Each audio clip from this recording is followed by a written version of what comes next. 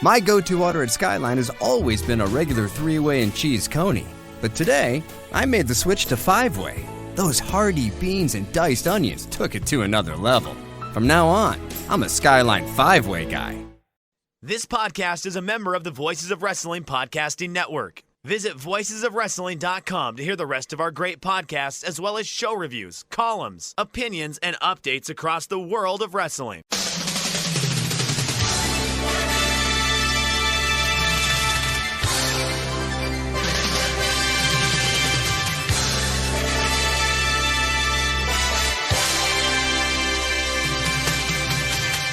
Hello everybody and welcome to the Super J Cast. I'm Joel, joined by Damon McDonald. It is Friday the 31st of December and this is episode 191. And a very Merry Christmas to all our wonderful listeners and Happy New Year. Damon, how was the big day for you? Fantastic. We had a great time. Everyone was safe. Everyone was in good spirits. Great food, great drink. I bought a ridiculous bottle of Jameson. It was a lot of, I'm not like humble bragging, but it was deliciously great. And I was just like, fuck it, I'm buying it. Fuck, I don't care. I don't care what it is. I don't care what the receipt says. Just put it in the cart. And we drank that. It was fun. It was really nice. How about you? You have a good one with the kids? Yeah, we went out to this really nice English restaurant in Bangkok called Hemingway's, and they do fantastic Christmas dinner, like really, really good stuff. But there was an incredibly long wait in between the starter and the main course, which caused a lot of consternation. Like my mum, she's one of these people who sits there and counts and watches all the people that have come after us.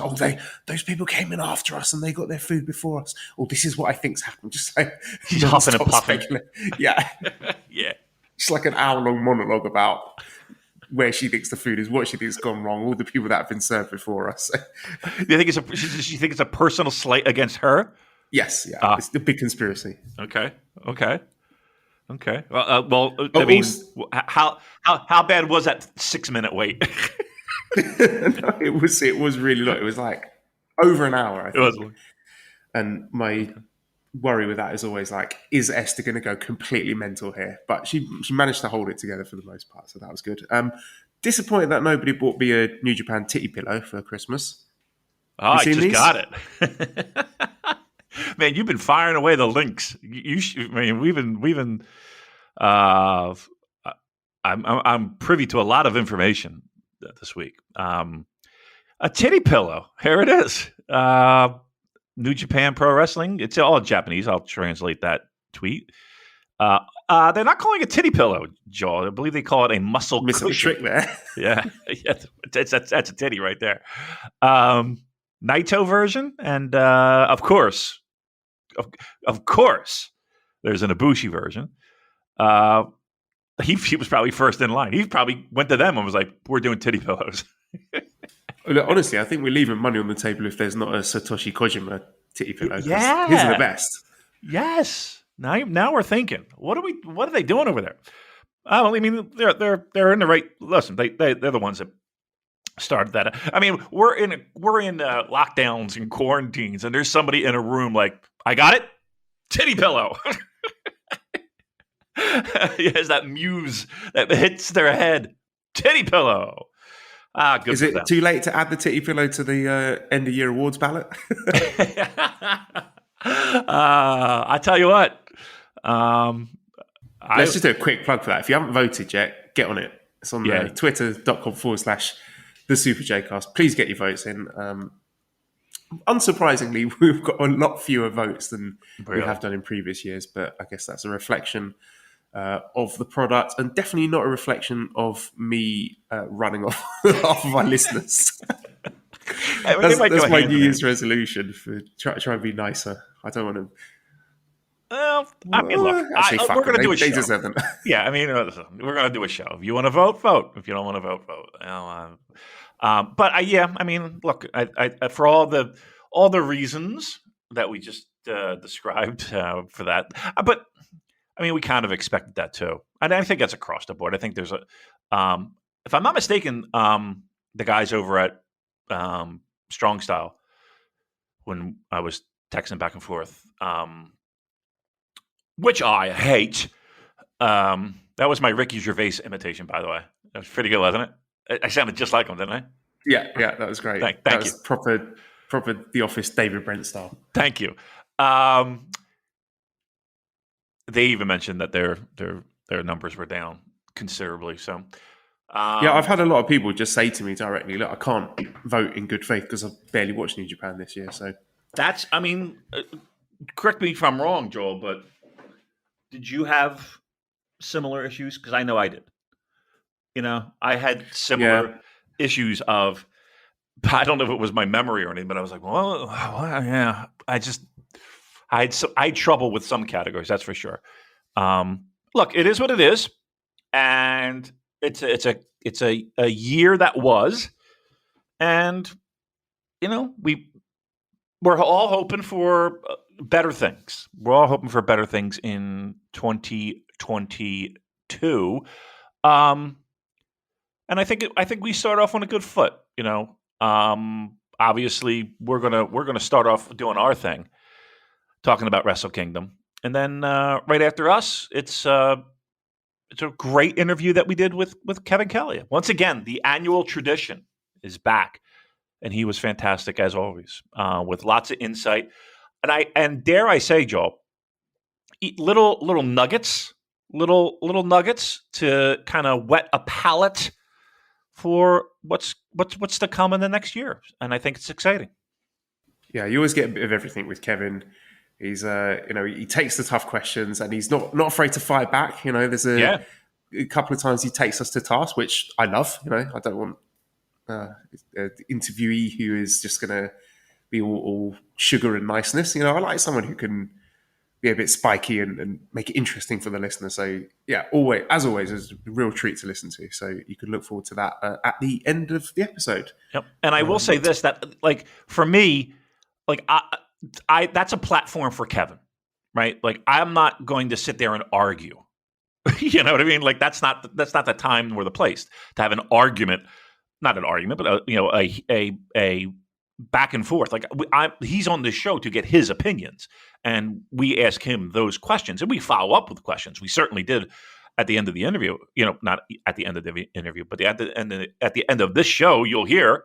It's not like it's he answers and we follow up. But yeah, I mean it's always enjoyable. And we told him when when we stopped rolling that. Obviously not only do we appreciate him coming on, but, we just appreciate his candor when it comes to a lot of this stuff. So, we talked a little bit about old territory style wrestling. Let's put it that way. There's a lot of references to, the Fabulous Ones and the Moondogs and all kinds of stuff. So it's a very good listen. So definitely stick around with it. Don't fast forward. Don't get all silly on us and start fast forwarding, because we're going to give some good stuff as well. Also, keeping in mind that is the season for giving. Oh. What a miracle it would be, Damon, if all of our listeners, every single one of them, if you're listening right now and you have received any kind of enjoyment from the Super J Cast this year, if we brought any sort of joy to your life, if we've made you smile, if we filled up some tiresome hours in your life, just imagine if all of our listeners went over to redcircle.com/shows/super-j-cast and just gave us like $1. If every listener just gave us $1, wouldn't that be amazing, Damon? It would be. I feel like we're on a telephone. I just do one little push, seeing as it's Christmas. Catch people when they're feeling generous. Maybe you've had a few drinks and they're, you know what? Let's give them some money. You got your phone in your hand. You're right there. I mean, just type in a little bit. $1. Come on.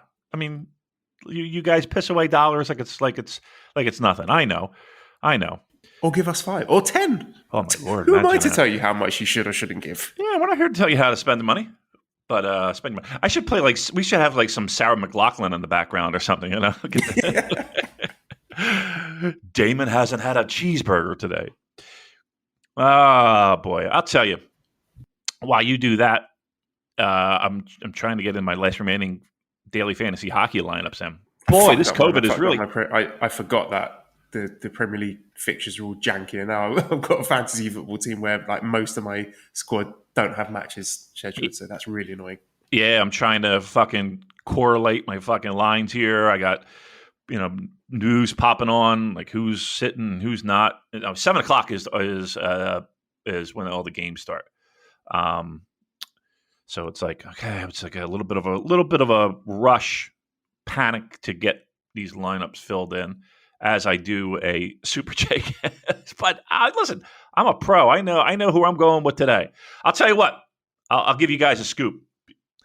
If you're listening to this after the the 30th here, but the 31st, if you have some way to tap in and go back in time, I'm going to go to the record. Well, obviously Carolina's the chalky pick today, with Montreal Canadiens being decimated by the COVID-19 virus.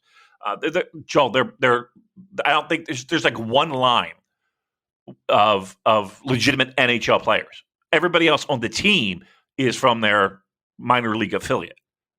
It's unbelievable against a team that is very good in the Carolina Hurricanes. So you want to stack your Carolina lines, and then I'm also going Nashville first line. Shockingly enough, I think that's going to be a hot one tonight to weed off the chalky picks. I can't see. I'm just practicing right now, Joel. When we do our daily fantasy hockey podcast, it's going to be great. You're going to fit right in. Boom. Yeah, I've started my research already. Can't wait. Looking forward to that. Anywho, what's going on in the world of New Japan Pro Wrestling, Joel? I mean, we have so much to talk about. It is that time of year where. Let me start off with this. How excited are you? Is it feeling like Wrestle Kingdom? Look, I'm going to stop you there because that's one of my questions. Actually, it's a question from listener Jamie. Okay. So I'm going to press pause on that for now. There's two little news tidbits I want to get to before we start. The first is we've got some venues announced for next year. So New Japan are going to be running, I think it's Budokan Hall for the anniversary show. The New Japan Cup is going to be between March 2nd and March 27th. 15 events. They are starting that at Budokan and ending with 2 nights at Osaka-jo Hall. Ooh. So what's your feeling on this? Because this is either them being extremely ambitious and thinking, we've got a red-hot lineup here and we think it's going to sell out big buildings, or they think that restrictions are still going to be in place, so they're trying to maximize these events. Maybe a little bit of both, right? And here's the thing: even if they do, as you say, maximize the events with the amount of people that can go into a building, if it's 50% of a Budokan is better than a 50% of a Korakuen when it comes to capacity. But it's my understanding, and I could be wrong. My information might not be the best when it comes to this, but in Japan itself, cases are relatively small. Like, it kind of feels like, and again, the worst may yet to come for them. I don't know, but our cases are low, and there seems to be a little bit more optimism than, say, here in the States, where it feels like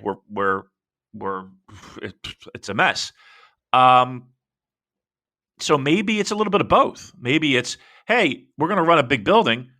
If we do have restrictions still, okay, we have a bigger volume, we have a bigger bucket to get that 50%. And then on the flip side, okay, if we can open things up, we already got the building booked. So yeah, I think it's a double whammy when it comes to them. So I like the aggressiveness of it a little bit.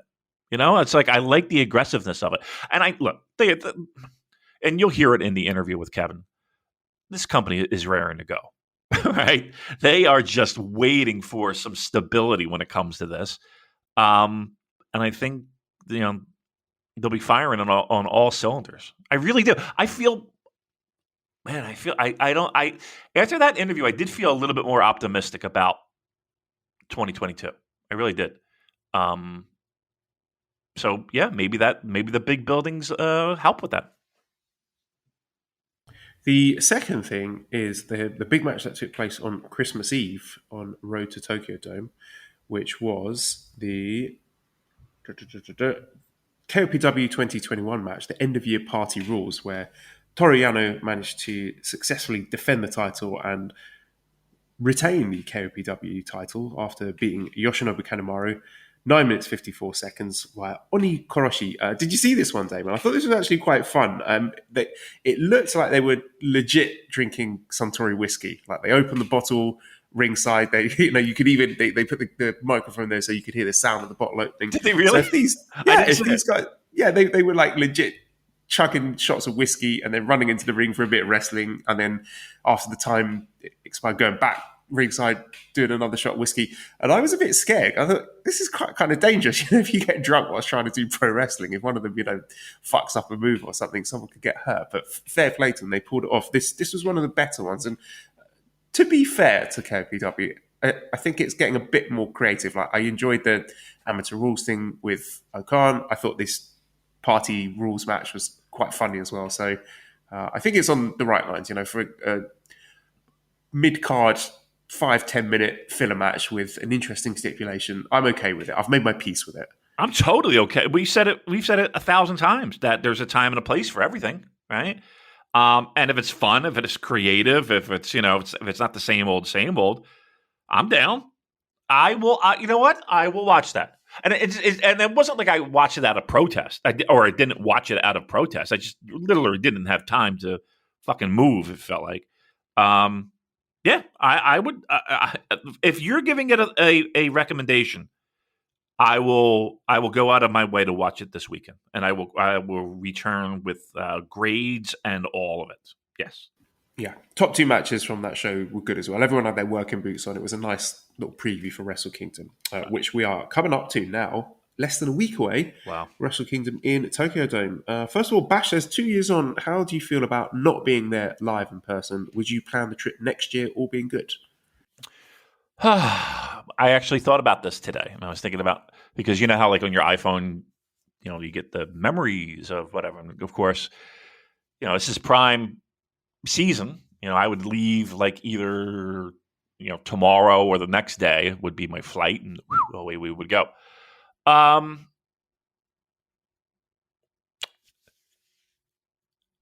Obviously, I would need to feel a level of safetyness. I would need to feel a little more safety dance-ish.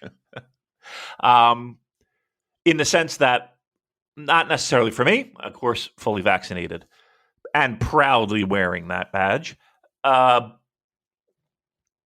just don't want to get it, bring it home, all that stuff. So, and I don't want to get it there. Like, I think that's more of my biggest fear, is like getting it and somehow testing positive there, and I can't get home. Like, what would I do? I don't know what I would do. So that would be a terrible thing. I would just need a little bit more confidence in health and safety measures for everyone, for me specifically. 2, it really depends on how New Japan is progressing during the calendar year this year. And then 3, I still have this flight thing that I got to overcome. So that's something that I have a little goal for myself in 2022 is to get some professional help for that.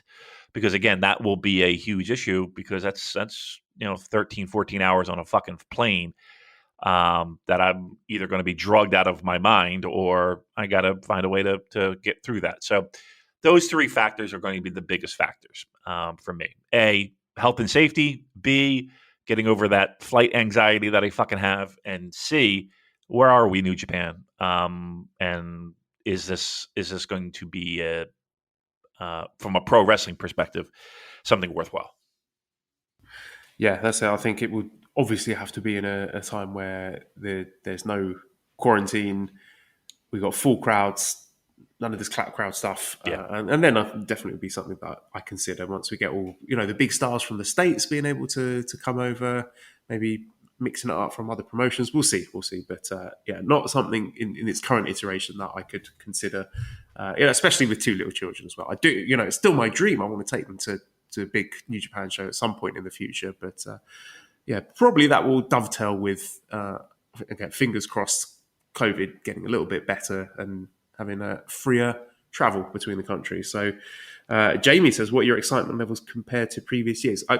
When I look at the cards, I look at it and I think, these are good matches. These are going to be really good shows and I'm going to enjoy it. But there's no buzz to it, is there? No one's talking about it. Okay. And I agree with that as compared to maybe previous years. It's not there. And again, we're in a bubble. We're in a New Japan bubble. So if we're saying that the temperature is down, the temperature is down.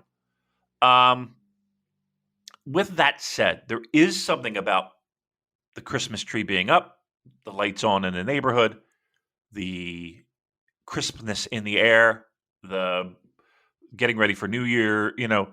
There is something that kind of hits me back. And I hate to say it. I don't hate to say it, but once again, that interview we did with Kevin Kelly got me right in the mood. Like it really did jumpstart something in me, because before that I was very indifferent. But I will say that I'm definitely more excited just in general because it's starting to feel like Wrestle Kingdom season, and I think that's important. B, that lineup for night ones specifically, that's a good fucking lineup. That's a really good lineup. And I think there's a lot that people can get excited about. I think there's a lot from a match quality perspective. And I still believe that there's something there. I want to believe that there's going to be a reason for you to want to tune in for night 2. I really do. And again, I'm not saying that just because I'm trying to tease a rumor or we've got inside information. No, but I just feel like there is over and above, somebody won, Shingo won and he's wrestling Will.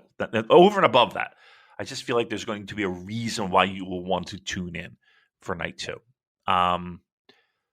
So yeah, I would say definitely before the holidays, I was indifferent, and I'm more into it as we get closer. So January 4th, we'll have an opening match with the New Japan Rambo, Final 4 to advance to KOPW 2022 4-way the following day. I always enjoy these. They're a bit fun. You get to see a little cameo from everyone who's not involved on the main cards. Any thoughts, predictions, who you think might go through to the 4-way on the 5th? Oh, boy. Well, if you're looking for surprises, this is probably a prime location where you'll find it, right? If they're going to shove in a legend, an old timer, a name from the past that's going to pop a crowd, this is probably a good safe guess. This is where this is going to occur. I mean, the guys that they've been on all year, Chase, I think might be a good pick, right? He's already been a winner, right? Correct me if I'm wrong. He won the darn thing, right? Yeah. Right. How about Docky? He's a guy I would like to see go through. You're just trying to think of like do we have a list of all the participants yet? No. I just assume it will be everyone who is not on the main card. Right, and minus bigger names. All right, so you want a Final 4. How Hinari? about you want a Final 4? Yeah. All right. Doki, Chase. Hinari? I think Hinari wins it. I think Hinari's going to be. I think Hinari's a good pick. Khan's not on night 1, right? He is. He's wrestling in a 6-man tag. That's right. Hinari's. I'll put my money on Hinari. That's for a guy that's been in the mix mid card throughout the entire year. Doki too, though. Yeah, I between those two guys, that's probably you're going to be your safest bets, right? Yeah, I think that would be interesting. I think Hinaro would be a good sort of straight man to play off the wacky antics of Toriano. So, yeah, I think that would be a nice pick. All right, then. First match is a 60-minute time limit special singles match, Yo versus Show, which I think is an interesting way to open up a Wrestle Kingdom with an undercard singles junior feud without the title on the line, which is something I applaud New Japan for, because usually they don't do this. Usually the only singles junior matches you get are for the title. So they're getting better at having a bit of depth to the division.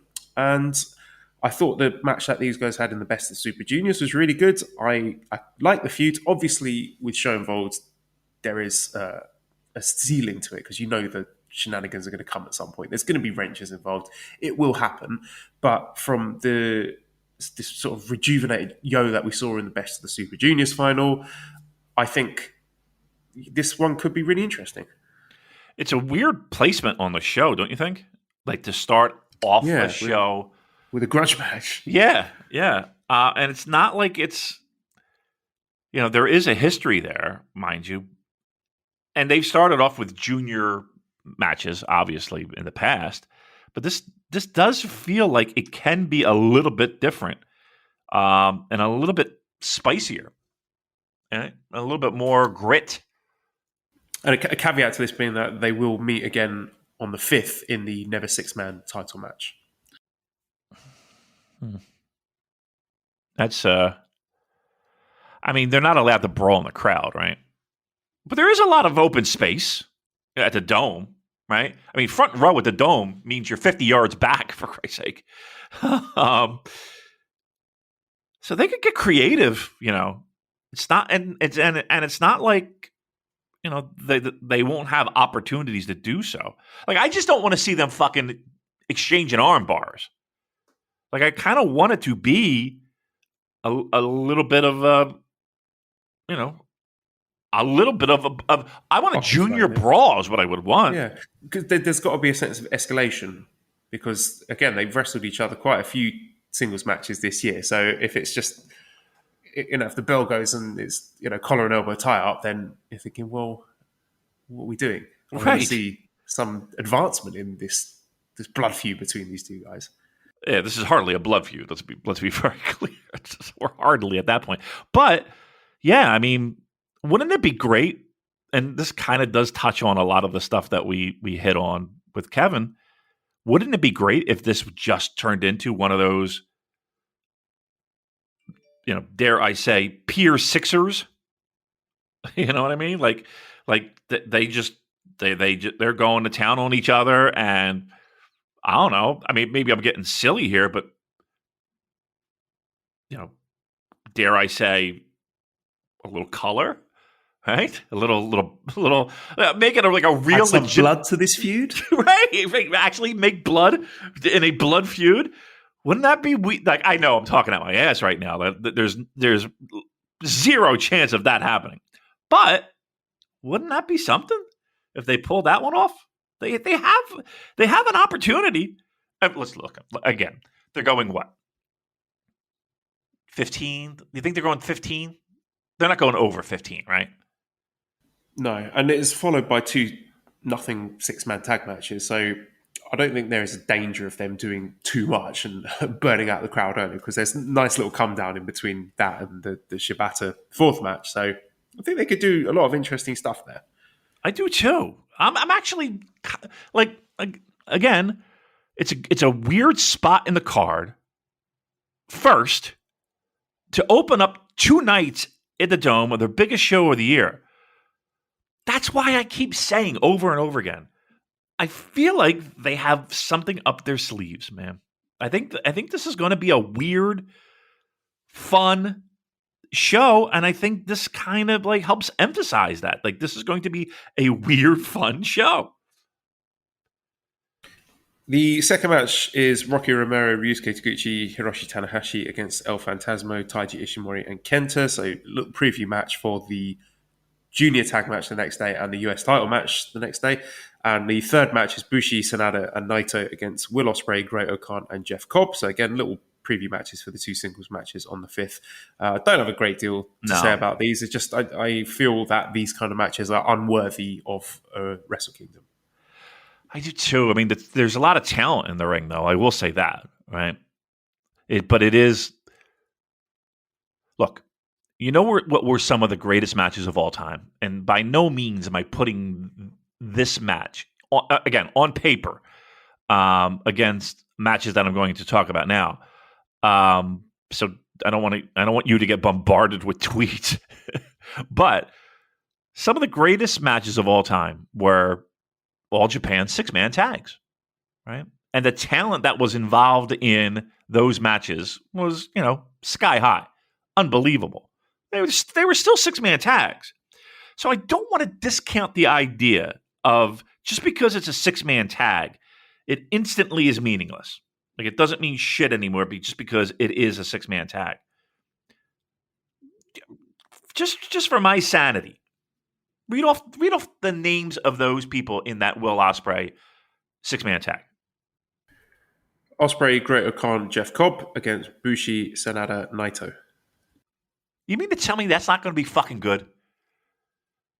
You know what I mean? Like the problem is that you see these and you're conditioned to have this is road to bullshit.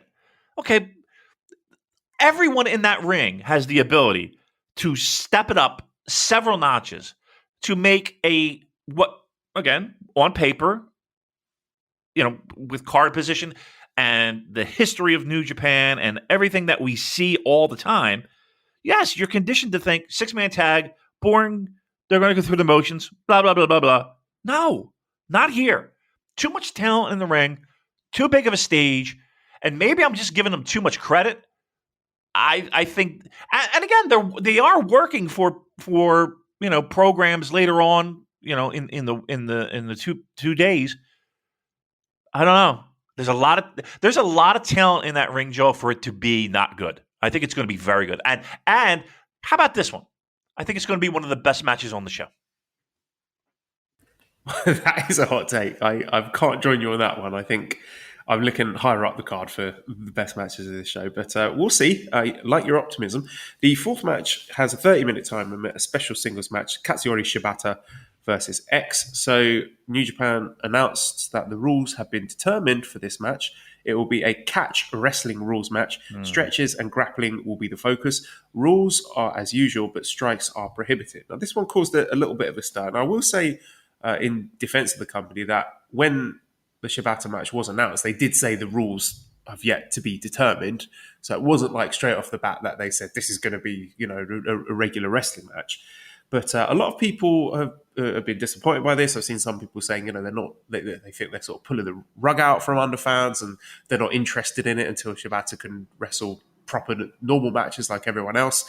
I mean, personally, I'm just excited to see him back in the ring. I think this is cool. I thought the Zack match was one of the highlights of last year, and I'm really excited about just seeing Shibata wrestle again. He's a brilliant wrestler, even if you do take the striking away, which obviously was a big part of his game, but I think he's talented enough and exciting enough to make this really, really interesting.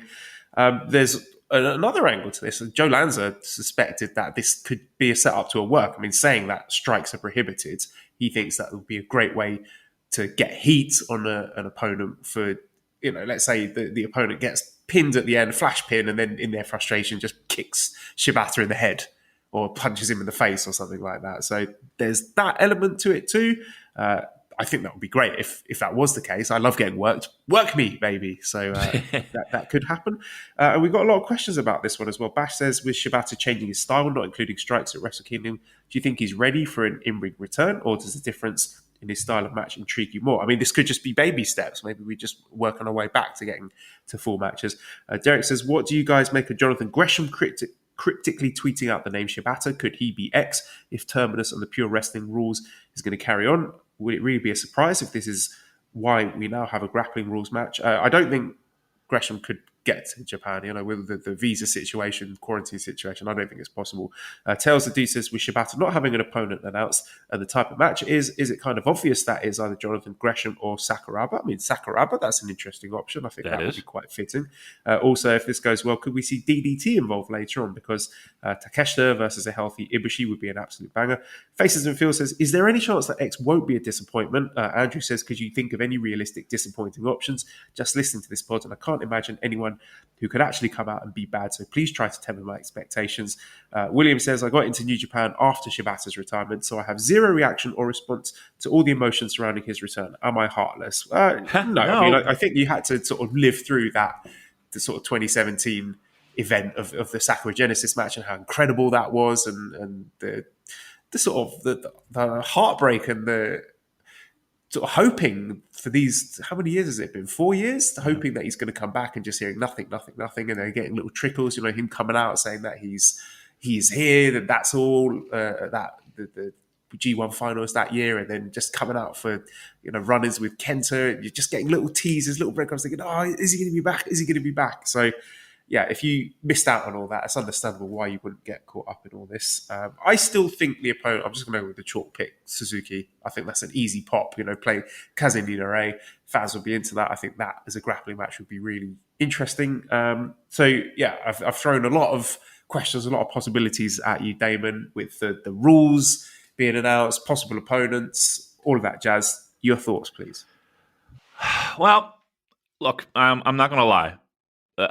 Put me into the camp of I'm a little disappointed.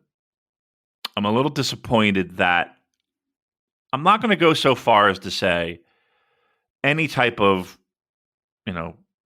rug was swept out from underneath our feet and we've been hoodwinked and we've been misled. I'm not going to go that far.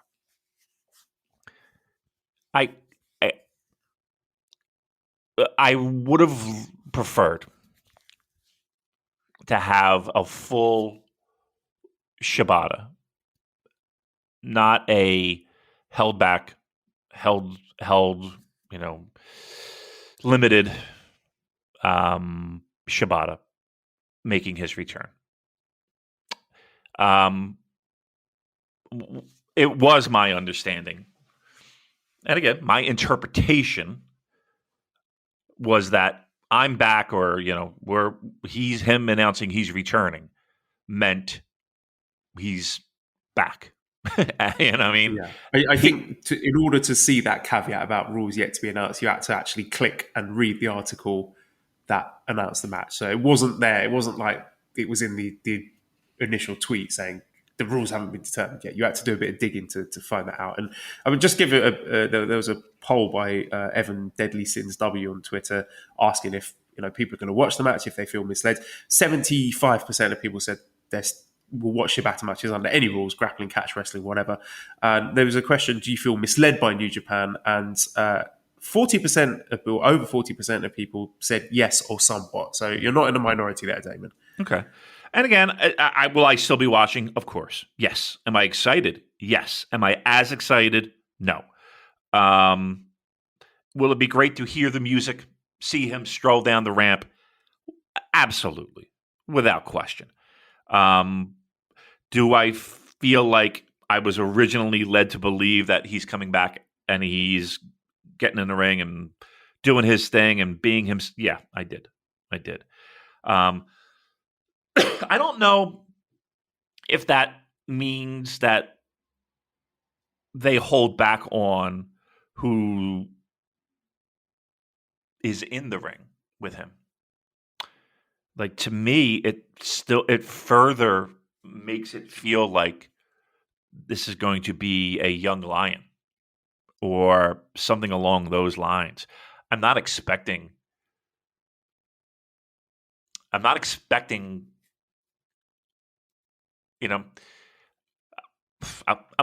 a big name. Now, again, I sat here and I said, man, I bet you they have big things up their sleeves and they're going to, pull out all stops and I did say that. So, possibly. Would it be great? Sakuraba? Yes, absolutely. I think the place would go nuts. The place would go nuts if it were Sakuraba. I think the place would lose their fucking shit if it were, and I would too. Look, I'm going to say this right now. They kind of have to go that way now, right? I feel like they kind of have to go that way. You can't, as much as I love Jonathan Grisham, it's A, he's not making the flight. B, that like people in Japan would be like, okay. And I mean, he's good, but and I think everybody at home would feel the same way. Imagine fucking Sakuraba in that goofy mask of his, rolling down the ramp. Come on! And then, of course, the easy slam dunk. You want to fucking pop a crowd. Have them stomping their feet rather. fucking Suzuki. Come on. Yeah, he was an underrated grappler. I mean, on his most recent US tour, we just saw him doing the funny faces forearm exchanges, Suzuki. But grappling Suzuki is very interesting. And maybe Ibushi. Maybe if he's cleared, that could be one. Ibushi is a thought. I just don't. I mean, if you're looking for a quote safer environment for guys to come back, if Ibushi is circling New Japan Cup, I think we're working ourselves here. Yeah. I think we're fantasy booking right now, right? Yeah. Right? I think big time. All right. I'm gonna say they got the guts. And it being that they threw out these no striking rules, okay. And everybody's kind of a little down on it. And you don't think that's a work? No, I know. I mean, I don't think it's going to be that. I'm thinking it's going to be they gotta have a name that's going to be comparable in that style. And I think Sakuraba is, whoever said that is a genius. Because I think that is chef's kiss. That would accomplish a lot. Both guys don't have to do too much. They can do their shit and they do it really well, and everybody would be into it. Come on, guys. Pick up the phone. Make that happen. Come on. Fifth match is a never championship match. Tomohiro Ishii defending against Evil. Nathan says, if you could choose between £5,000 and never having to answer a Dick Togo related question again on the podcast, how relieved would you be to never have to answer a Dick Togo related question on the podcast? Not only that, I'm asking the Dick Togo question this week, but look, for all the belly aching we do about House of Torture, like, I don't love it. I would rather Evil, but basically that little period towards the tail end of the New Japan Cup 2020. Remember we had Evil had that, I think it was a quarterfinal with Yoshihashi, and he just battered him with a chair and then pinned him after like 2 minutes, and then wrestled against Sanada and was just being like a bullying thug. That was an iteration of Evil I was most interested in. This one, of course, with Dick Togo popping up with the spoilers choker, it's not very creative. They're doing the same interference spots every single match, and it is tedious. But I'm more okay with it being here in the middle of the cards than in the main event. So I think this is the level of Evil at the moment, and it's not in the main event, so I'm happy with that. This could be a good match. I mean, there's a possibility that they actually do some decent, high-impact, high-intensity wrestling before they get to the shenanigans. But the shenanigans are going to come, and it will grind the match to a halt, and I will dislike it. But we'll see. There's a possibility with Tomohiro Ishii in the ring that we might get something a little bit more intense and sort of sleepwalking through all the House of Torture spots as usual. Look, all we gotta see is just a fired up Ishii, and everything will be all right. Just gotta see him fired up.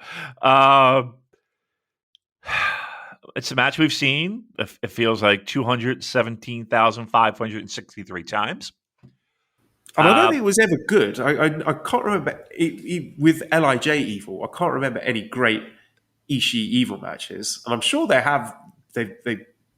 it's happened. Like they have wrestled each other, but I distinctly recall times where I've seen that on the card, thinking, "Oh yeah, this is going to be good. This will be the coming out party for Evil," and it's been just kind of it was fine.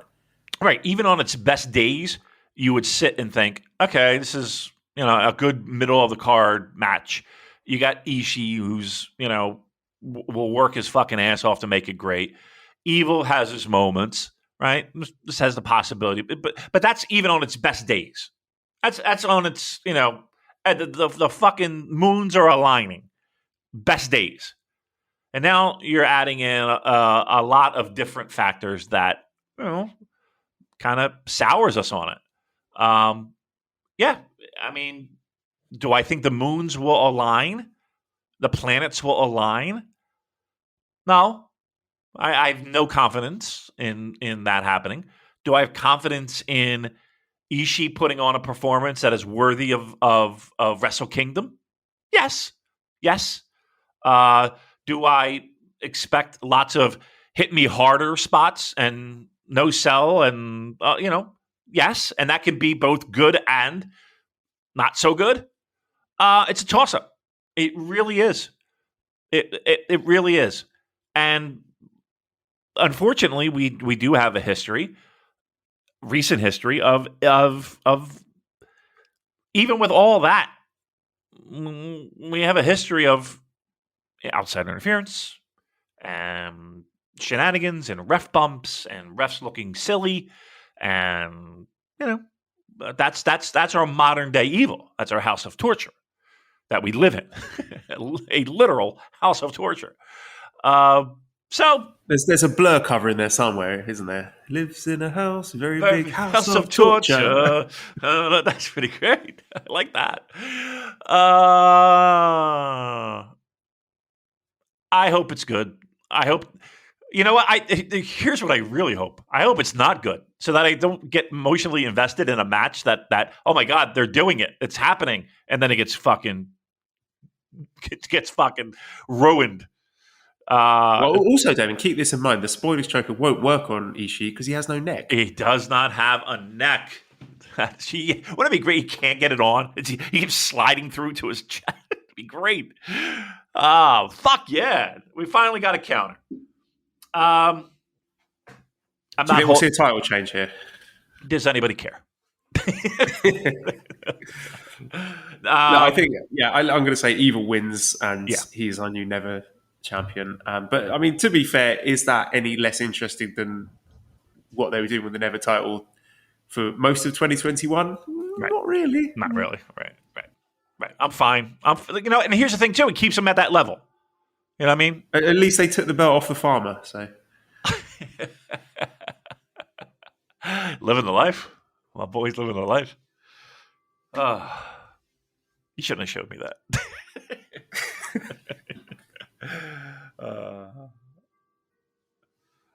What you want me to comment on it? You want me to comment? No. I'm not taking a bait. I'm not taking a bait. I'm not taking a beat. No, I'm not doing it, because even though it's on Instagram and anyone can find it, look, Jay White's not going back anytime soon. No. When I saw what he's up to, I thought, you know what, fair play. If I were him, I wouldn't get on the plane either. So living his best life, good luck to him. I think everyone deserves to be happy. So, I've made decisions. I quit my job to stay with my family. Right. And I stand by that. So good luck to you, Jay White. Enjoy yourself. Because, if I were in your shoes, I would not be getting on no planes. Yep. Let me know when it's all cleared up. I'm doing just fine right here. He's like Cowboy Jay White. Looking like, and I mean, seriously, what a life. That's a fantastic thing he's got going on right now. So good for him. Yeah, he took the American dream ideal that is almost satirized in Of Mice and Men and actually made it reality. He actually made it happen, and he's living it. Building his farm, raising his baby farm animals. He's holding little goats. He's holding little goats. He's fixing sinks. And that is some deep lore I can get behind that. Ibushi beat him so badly at Wrestle Kingdom this year that he quit wrestling and became a farmer. I could definitely write an essay about that. But Yes. Anyway, let's move on to the sixth match, which is the IWGP Heavyweight Tag Championship match, where we have the challengers, the World Tag League winners, Yoshihashi and Hiroki Goto, challenging Dangerous Tekkers for their second defense. I know this is not the sexiest match. I would have preferred to see Okan and Hinare challenging, or even Sanada and Naito, but I think this would be really good. I think they will give them a decent amount of time to get up there. I think they've got good chemistry. I think Yoshihashi is going to be fired up. This is his first championship match at a Wrestle Kingdom, so he's obviously going to want to make the most of it. And Dangerous Tekkers are always great. This is one of the biggest spots for Goto I can remember in recent history, so I don't see any reason why this shouldn't be a very high quality tag match. I mean, not for nothing, this is a pretty high spot for Taichi too, right? Yeah, that's a good point. Actually, I hadn't considered that. Probably Taichi's biggest, most high profile match. Yeah, so you got a lot of people in that ring that want to put on a good show. I think a lot of people, by a lot of people, probably me, kind of wish we went in a little bit different direction when it came to the tag straps. I wouldn't have had a problem of why couldn't Dangerous Tekkers just win? You know what I mean? Why not? Why? I mean, I know we're building to it, and I just talked about a 6-man tag, but why not? Naito in that spot. Well, to be fair, I thought Kevin Kelly made a very convincing point about this in an interview later on in this podcast. So I'm not going to say what it was. A little hook for you to check that out. But he convinced me after he laid out his point about Goto and Yoshihashi. I was like, yeah, you know what? I agree. Yeah, that's certainly not a hill I'm going to die on, right? This will be good. I'm a little bit hesitant to go all out and say this will be great. I think it's a weird dynamic. Like on paper, it just doesn't seem like a good. It feels a little bit unmeshy, right? These two teams. The dynamics are weird. Because the fact that Dangerous Tekkers were cheering on and encouraging Yoshihashi and Goto before the final, there's no sort of beef between these two teams. They seem like sort of quite cordial with each other. Right. So Taichi on Twitter has been encouraging Yoshihashi because he says that he doesn't have the Twitter checkmark thing, and he says, I didn't know if this was the real Yoshihashi or not. Go out there, go on. I hope you win, and I hope you manage to get verified on Twitter. Did he really say that? Holy shit, that's funny. Well, there you go. You got to find a beef somewhere. Dig at him for not being verified. Blue checks. Hey, why aren't we blue checked? I tried, Damon. I did try with back in the day when we got scoops, when other websites were reporting stuff that we'd reported, but it wasn't enough. If anyone out there thinks that we could get check marks and can talk us through that process, then please get in touch. Yeah, I mean, what does it take? I don't even know what it takes. Like, do you have to submit a form? Yeah, for the route I was going down, which was as a news source, you have to provide links to us being referenced by other. We were in quote, fucking unquote, Forbes. They talked I about. know. That's we were the Super J Cat, weren't we? Weren't we? Typo just fucked us.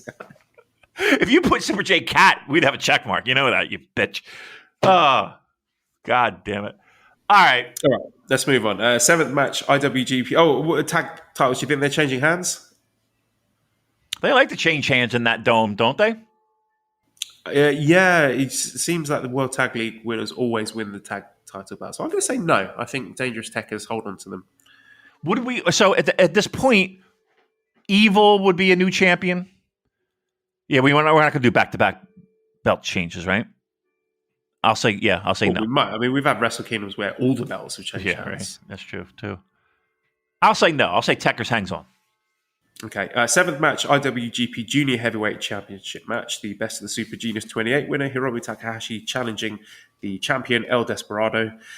There is a fantastic piece on Voices of Wrestling by friend of the show, J. Michael, called Two of Us Dodging Wrench Shots, Hiromu and Desperado's Record Month, where he digs very, very deep into the data, the times that these two wrestlers put in this tournament, and a lot of records were broken, and just the sheer sort of physical feat of the length of time that these guys wrestled in this tournament, just breathtaking. And there's a lot of really interesting takeaways there about not only these two wrestlers, but the year that Desperados had, where it puts him sort of ranking against other all-time wrestlers in their sort of famous long endurance tournaments, and what it says about the junior division, what it says about the company as a whole. It is long. It's very, very long, but I would strongly recommend anyone to sit down, make some time, put aside 15, 20 minutes, get a coffee, sit down, read it, enjoy it, because it is brilliant.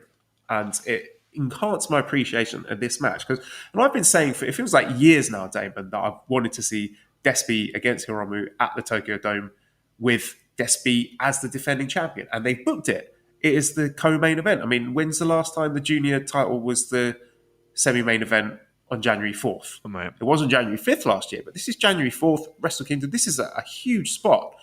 And I have no doubt that the match will be great, because, I mean, what's the floor on this? 4 stars? At least. At least. If that will be a disappointment. Every time these two guys get in the ring with a historic rivalry that they've had, I've written about it before for the Voices of Wrestling ebook. This is going to be brilliant. I can't wait for it. And it's a kind of match where I think it doesn't really matter who wins. I can see the case for either guy, but I think it will be more interesting for the division and more interesting for their rivalry if Despi finally gets that win on the big stage. I really hope Despi retains here. I think he will. I do. I made mention that I think him winning the title in the Dome, big spot, Wrestle Kingdom, against arguably his biggest rival, would mean a lot. It would mean a ton more for Despi to get the win than it would, say, Hiromu. This is quickly becoming my favorite Hiromu feud, right? I mean, I would think before it would be Ryu Lee, but this has quickly become, not even quickly. It's been a long drip. This might be my favorite feud, for a guy who has had some good shit. He's got a body of work that is pretty impressive. I think we do see a title change here.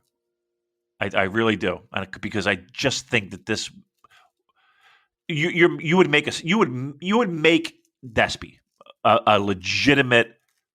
Not that he wasn't before, but he was kind of in this middle. You would make him if he gets the win here. Main event, the 8th match, 60-minute time limit IWGP World Heavyweight Championship match. The champion Shingo Takagi defending against the challenger, the G1 Climax 31 champion, Kazuchika Okada. I'm really excited for this one. We've seen them wrestle each other before this year, but I think Tokyo Dome Okada doesn't miss, does he? So I think anything less than a match of the year candidate is going to be a disappointment. And I think this is tremendous, a real feather in the cap for Shingo for all the hard work and great matches he's put on, the outstanding year that he's had, for him to be able to cap that off with a January 4th Tokyo Dome Wrestle Kingdom main event as the champion. So he's going to be fired up. He's going to be able to prove that he deserves to be there. And yeah, Wrestle Kingdom Okada is one of the greatest wrestlers of all time. So my expectations are quite rightly high for this one. Yeah, I mean, this. Look, there's a lot of pressure right now, I'm sure, on everyone involved to make this great, right? To make this a memorable main event. And from what we understand, everyone is healthy and everyone is, raring to go. So, the two guys that are there really isn't any excuse right now to not be great. There's no there's nothing holding them back from doing this. So I don't think that's in question. the greatness that will be this match. I think it's a fair thing to say that this will be really, really great. I guess my question is this. Where will this reign for Shingo? Where will this go down in New Japan Pro Wrestling history? Let's assume he loses. Let's assume that this is the end of the run. Where would he rank in New Japan Pro Wrestling history for this title run? It's the same as the most recent Naito title run and the Evil one. It's just going to have that asterisk next to it as a title reign that was ruined by COVID. There's no two ways about it. If this is a title reign in front of full capacity cheering crowds, then who knows? It could have been an all-timer. We don't know that, but it's ruined. We can't sugarcoat that. Having it in front of clap crowds fucking stinks. Right. I mean, there's no way around it, is it? I mean, we're at a point where it's going to have an asterisk. Like it doesn't stand on its own, even without everything that kind of hampered it. What if we're just saying the quality of the matches? Yeah. Well, okay. So what? I'm just trying to think. So he won it against Okada at Dominion, which was a good match, not a great match. It was a good match. Defended it against Evil at Wrestle Grand Slam and Tanahashi. Tanahashi match was great. Right. Evil match. His G1 was good. G1 was very, very good. The Zack defense was very good. So if we're talking just title defenses, Tanahashi, Zack, and Evil, I don't think it's an all-time or anything. No. Right. Yeah. What could have been? Do you think he gets another shot at it? Well, first of all, let's lay it out here. You think he loses? I do. I mean, I don't think that. I mean, there's a non-zero possibility of him winning, but I just think the temptation to end Wrestle Kingdom with Okada as the champion, as the reset button, is too strong. I think that just seems like the chalk pick, a very safe move, and I think that's how we're going to go. And also, just with one eye on the Noah show, I think Okada going into that as champion and his match tagging with Tanahashi against Muto and Kiyomiya, I think it just makes too much sense to have Okada as champion and that as the main event. Right. Okay. Do you think he gets another crack at it? Shingo? No, I don't. He's nearly 40 or 40. I'm not sure exactly how old he is, but yeah, I don't think so. It kind of sucks, doesn't it? Like, here's a guy that, without question, and I've said it 1,000 times, that he, in the past, 3-4 years, he's one of the most important signings New Japan has made. Like, just so versatile and so able to do just about anything and work just about any style, and matches fantastic. They trusted him enough to put the big boy belt on him. And he carried the promotion in a very weird time. And he worked so hard to get to that point and to have all this nonsense surround him with clap crowds and just the weirdness that it was. I kind of feel bad for the dude. Now, in the same breath, I don't know if he would. You don't think he's winning either, right? No, I don't. I don't think he's winning for all the reasons that you said. I think.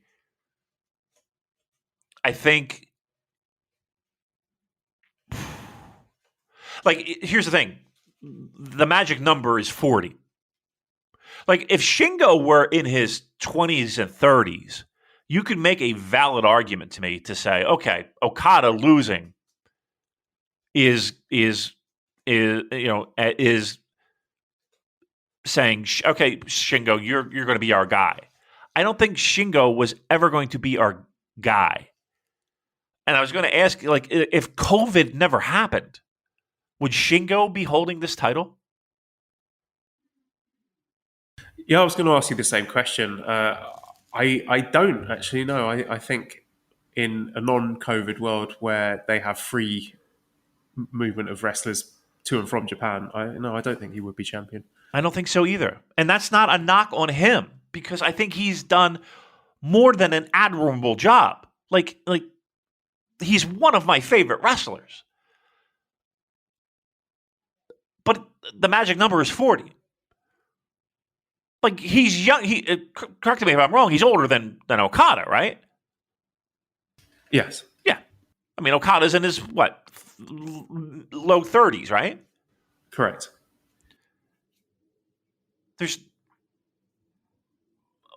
I know everybody's like, well, we've seen Okada a million times, and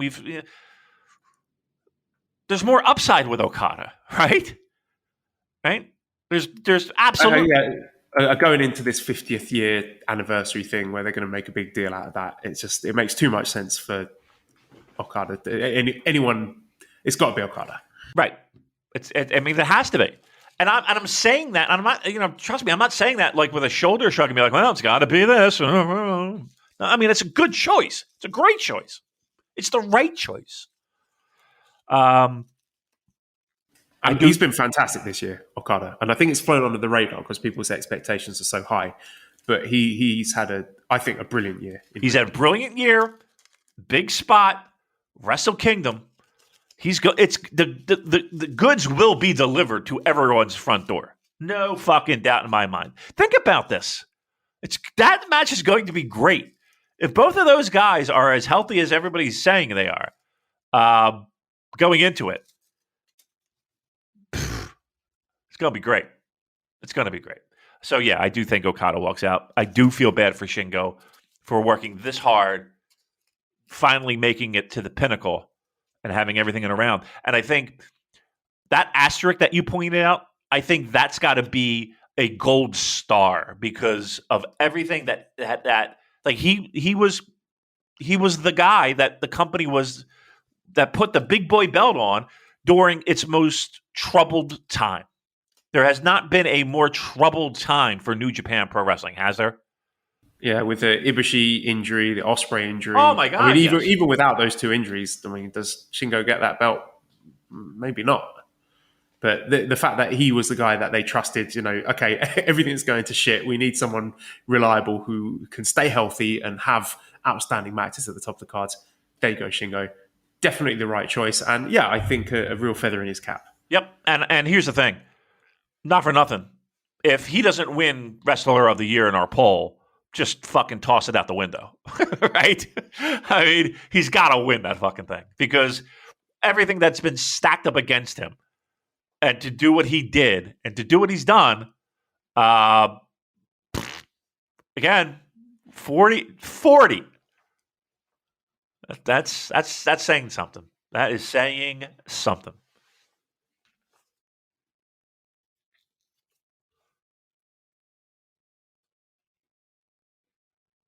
Okay, sorry. I was like, did I lose you again? No, Esther woke up and walked into the room, and it always makes me smile because she comes out, her hair's like Albert Einstein with her little face all scrunched up, all confused. So I just redirecting her to her mother's room. Okay, so we're moving on to January 5th. Yes. First match is the IWGP Junior Heavyweight Tag Championship 3-way match where we have the champions Flying Tigers, Tiger Mask and Robbie Eagles. Hey, Tiger Mask in a championship match at Wrestle Kingdom in 2022. Who'd have thought? Against Rocky Romero and Yusuke Taguchi, the Mega Coaches, and El Fantasma and Taiji Ishimori. Now, normally I would say, why isn't this just a simple 2-on-2 tag match? I hate these these multi-way matches. But actually, I don't hate this one. I think this one will be really fun. And I think just the chemistry of all these guys, I think I will really enjoy this one. And I don't mind that it's a 3-way. Actually, I think being a 3-way might enhance it because if it was Mega Coaches against ELP and Ishimori, yeah, that would be really good. I would enjoy that. Flying Tigers against either one of these teams, I don't know. I mean, I think Tiger Mask has done really well in this role as junior tag champion, but I think maybe the fact that we're having a 3-way could be there to hide his lack of mobility or dynamism or athleticism or whatever. So how are you feeling about this being a three-way? Who do you think wins? I think it's a good call, right? It's a tradition, a little bit more traditional opening to a Wrestle Kingdom show. That's for darn sure. Okay, can we tip our cap to Rocky Romero to go into quarantine for 2 weeks? Travel, just a regular headache that is, to be in a multi-tag opening match at Wrestle Kingdom. Awesome job. You know what? That, my friend, is called dedication to the craft. Dedication to the craft. I think it'd be fun. New Japan Pro Wrestling without Rocky Romero is much, much worse. Yes. No doubt. No doubt. No doubt. At least in the States, that's for sure. Fun. It'll be fun. Good opener. Fast paced. You know, everybody gets their shit in. 10 minutes in and out. Yeah, I mean, to me, this feels like a traditional Wrestle Kingdom opening match, right? And I think all the bells and whistles that come with a 10-minute sprint multi-man junior tag match, you'll get at the Dome.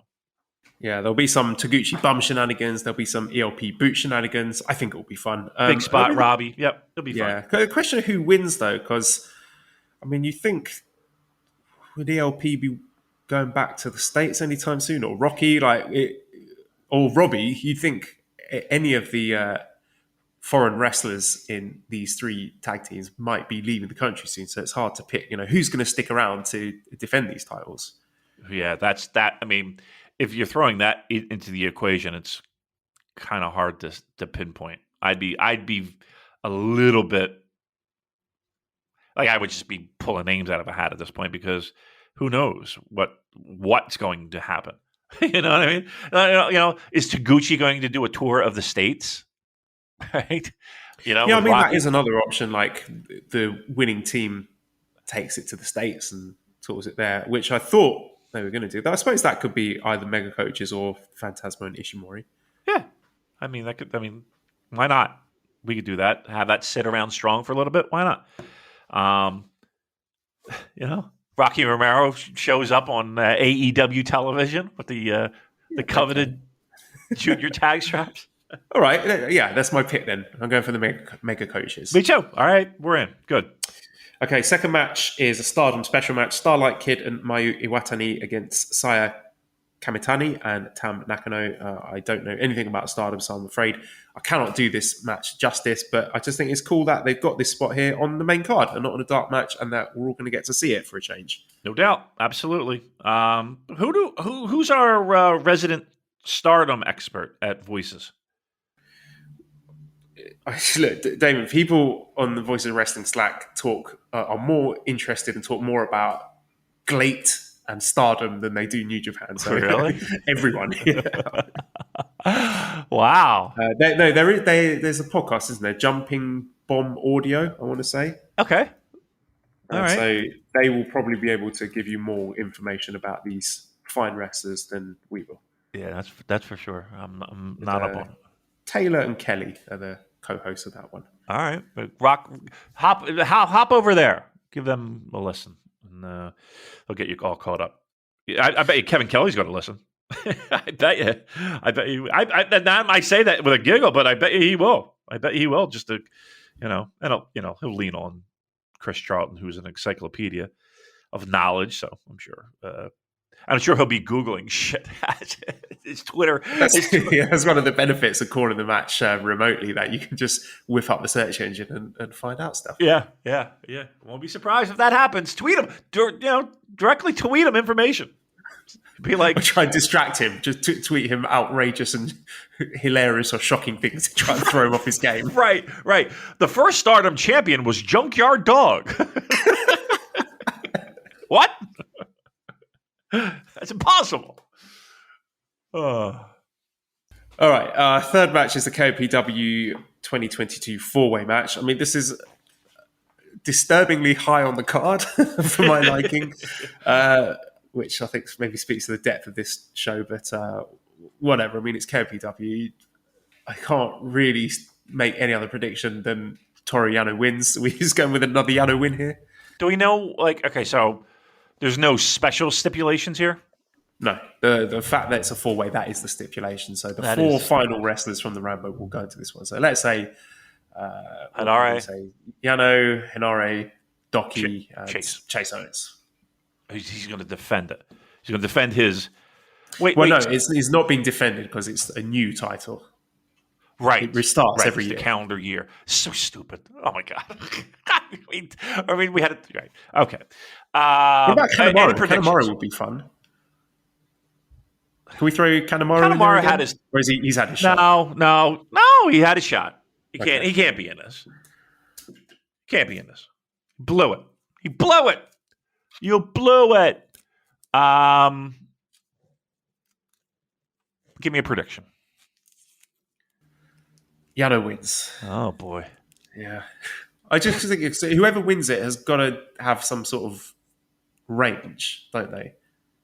Unless they're going to take a new direction with KOPW and have it not being a comedy mid-card shenanigans title.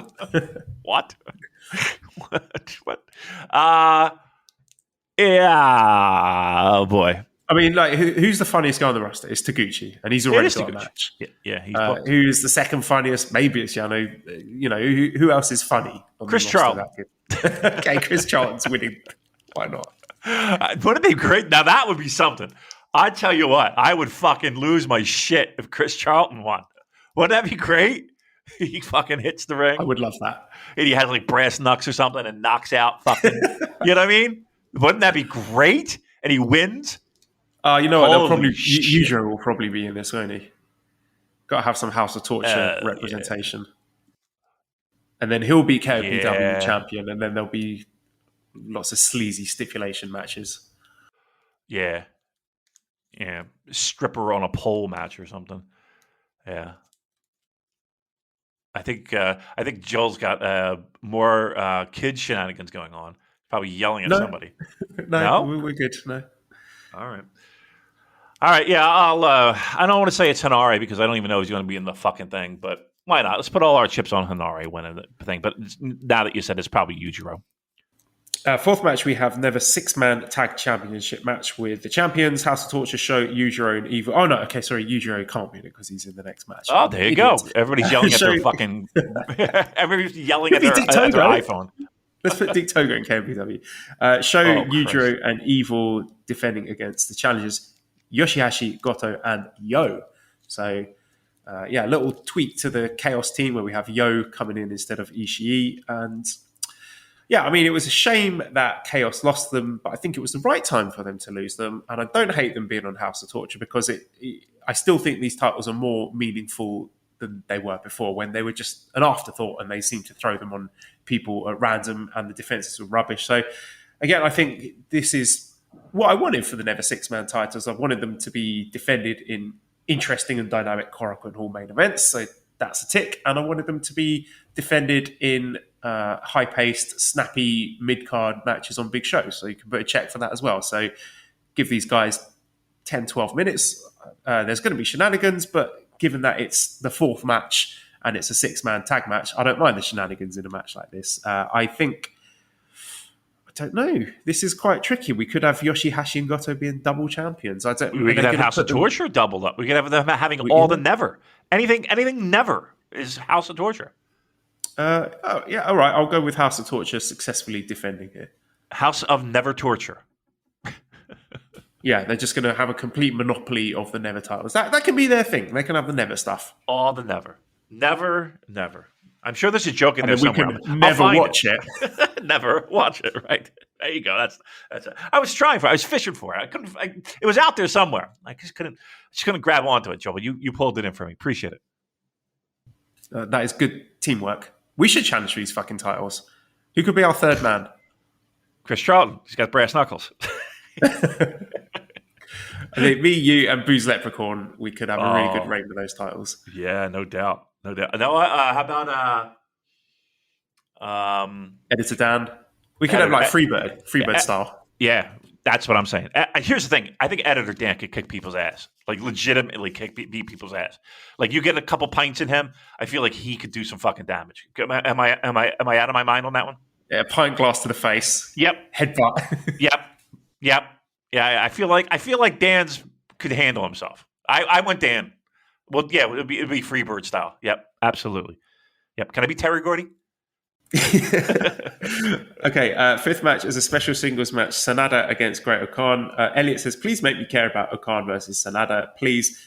Michael says, is the Sanada push over? It's not over. I don't think Sanada is ever going to be champion, but I think he's a guy you can sort of cycle in and out for the B shows, the C shows. You can push him up a bit and have him in semi and main events. You can have him main event the odd G1 show, but I think for things like Wrestle Kingdom, this is where he finds himself. This is his spot, having singles matches against guys like Zack, guys like Evil, guys like Okan. I think this could be good. I mean, they're both very accomplished grapplers, so I think the mat work could be really interesting here. Great Okan, he never has the same kind of match twice, so he is someone I'd be looking at here to do something a bit interesting. And yeah, I mean, there's not much juice going into it, but for the fifth match on the cards, I think this could be quite decent. It could be good.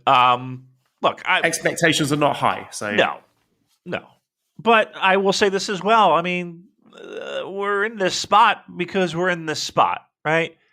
I mean, do we really think this match would be occurring if circumstances were different? I don't, right? It's just like he's going to occupy that spot because that spot is empty, right? And he's a guy that they can lean on until reinforcements come. I mean, that's the best I can give you. That's the best I can give you. I'm glad we've got an Okan singles match again at Wrestle Kingdom. Right, it forces New Japan to say, okay, I got to play these cards. You know what I mean? These are the fucking pawns I got to play chess with. And by doing so, you're putting them on the fifth match, singles match, on a Wrestle Kingdom card, where there's going to be eyeballs. Even if it's just, hey, it's Wrestle Kingdom. I do it out of fucking tradition. I got to watch it. Okay. Trust me, there's more people hate watching WrestleMania that are going to be hate watching fucking Wrestle Kingdom. That's for sure. I would hope. Look, it'll be fine. I think it'll be fine. Yeah, I think if they went had like a 10-minute high-pace, high-intensity grappling match, like if this was kind of the sort of thing that we might see from Shibata on night one, then I think it might impress a few people. Maybe, hopefully, silence some of the Okan doubters. But yeah, we'll see. Looks like I don't know if they're working towards a tag feud between these four guys, because the sixth match is a special singles match, Naito against Jeff Cobb, which is a match that I printed for the G1 final. I mean, who knows? That might have been the case before Naito got injured. But we're seeing Naito back in singles action finally. We haven't seen these two wrestle each other since, I want to say, maybe was it the 2019 G1? Maybe I think it might have been. But yeah, big spot like this. I think I like the pairing. I think Naito is a guy who bumps a lot and sells a lot for his opponents, and that's exactly the sort of opponent that makes Jeff Cobb look at his absolute beastly best. So I'm looking forward to this one, and I think there's also a fair chance that the winner of this is challenging for the top belt sooner rather than later. Yes, I think that's the key. I think this is a setup for future title defenses, no doubt in my mind. Look, a thought just popped in my head. Jeff Cobb wins, and then Jeff Cobb is the first challenger for New Beginning or Golden Series or whatever it is. I haven't looked at the calendar, but I think he'd be a nice first defense for Okada, given their history together. I think that would be a perfect fit, to be honest with you. I don't have the records book in front of me, but Naito, we know that Naito has no problem lying down in the dome.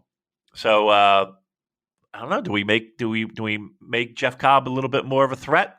I think so. I think it'll be a good thing, and I think it'll be a great match, singles match. You got a guy who Jeff can throw around a little bit. Naito, who look, in a big spot, I'll take Naito any day of the fucking week. I think it'd be a very good match. I'm actually, that's one of those matches that I'm looking forward to most during the weekend, because I think this is a match that Not that it hasn't happened already, but I think this is a match that makes Jeff Cobb. 7th match, IWGP US Heavy Championship. No disqualifications match with Kenta defending against Hiroshi Tanahashi. If this was a straight singles match, I would be far less interested because we've seen these guys wrestle each other a ton. I think the fact that it is the semi-main event of the Tokyo Dome, that brings with it certain expectations for Tanahashi in particular. This is a very, very big spot for Kenta, co-main eventing at the Dome. And with the no DQ stipulation, I think they could do some interesting and nasty things. Occasionally, we do see Hiroshi Tanahashi do things with tables or ladders or whatever, where you think, oh, wow, I wasn't expecting him to go that hard, and he does. So I think this is going to be the spot for it. I think this one could surprise a lot of people. I think it will be really good. I think what people are worried about is the age of and the physical condition of both guys. Like if this were 10 years ago, I think everybody would be like, their minds would be lost. Let's not forget, in a big spot, Hiroshi Tanahashi in the Tokyo Dome, he always finds a way. Always finds a way to make it great. I know people are a little bit on this no DQ step, and it does open the door for bullshit. I don't know. Look, as we'll hear later on, a big theme will be how we need baby faces to take a stand. So maybe this is one of those things. Maybe it's one of those times where finally people get their due. We'll see. You know what I just had a thought of? And this is like a little production meeting on the air. We got to keep this to 3 hours.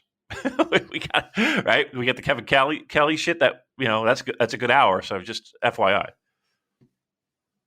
Yeah. All right. Well, that's a little challenge for editor Dan to try and squeeze all this into 3 hours. Okay, we're ready for the main event then. Let's so do the it. 8th match is the IWGP World Heavyweight Championship match, where we will see Will Ospreay taking on the winner of the Okada versus Shingo match. So I was just looking at the wrong thing there. It had Shingo versus Okada, and I was just thinking, what? No, that's not right. But I was looking at the January 4th, not the January 5th. Okay, so it's going to be Ospreay against either Okada or Shingo. William says, what are the odds of Shingo winning night one and Ospreay winning night? Becoming a magician takes thousands of hours. Right, Ashley? Oh, I'm not a magician. I'm a design specialist at the Container Store. But you transform closets and pantries. Well, I turn your most frustrating spaces into ones you love. With a magic wand? With Alpha, our customizable, adjustable, and affordable shelving and drawer system. The amazing Ashley! Making daily frustration disappear. Just doing my job. Transform your space with Alpha and save 20% on purchases over $500. Get started with your free design at the Container Store today. Like 2, Ospreay versus Shingo in the Dome could be off the charts. I mean, again, I think there's a non-zero possibility if Shingo wins on night one, and we're looking at Shingo Ospreay, which is going to be very high on the match of the year list. The match they had at Dontaku. If we're seeing that main event at the Tokyo Dome, holy hell, strap yourselves in. That's going to be a wild ride. I don't think it is. I think it's going to be Okada against Ospreay, and just the way that New Japan like to tell these long-term stories, we usually get these little trilogies at the Tokyo Dome where the person who is initially the heel loses their first 2 challenges. You might expect them to win the second challenge, but they don't, and it's kind of a little bit tragic for them, and then they have a little meltdown or something. I'm thinking that, Okada Tanahashi, Okada lost the first one, which Wrestle Kingdom 7, I want to say. Ooh. And then Wrestle Kingdom 9, everyone thinks, oh, well, Okada's finally going to, he's going to get his win back over Tanahashi here, but he didn't.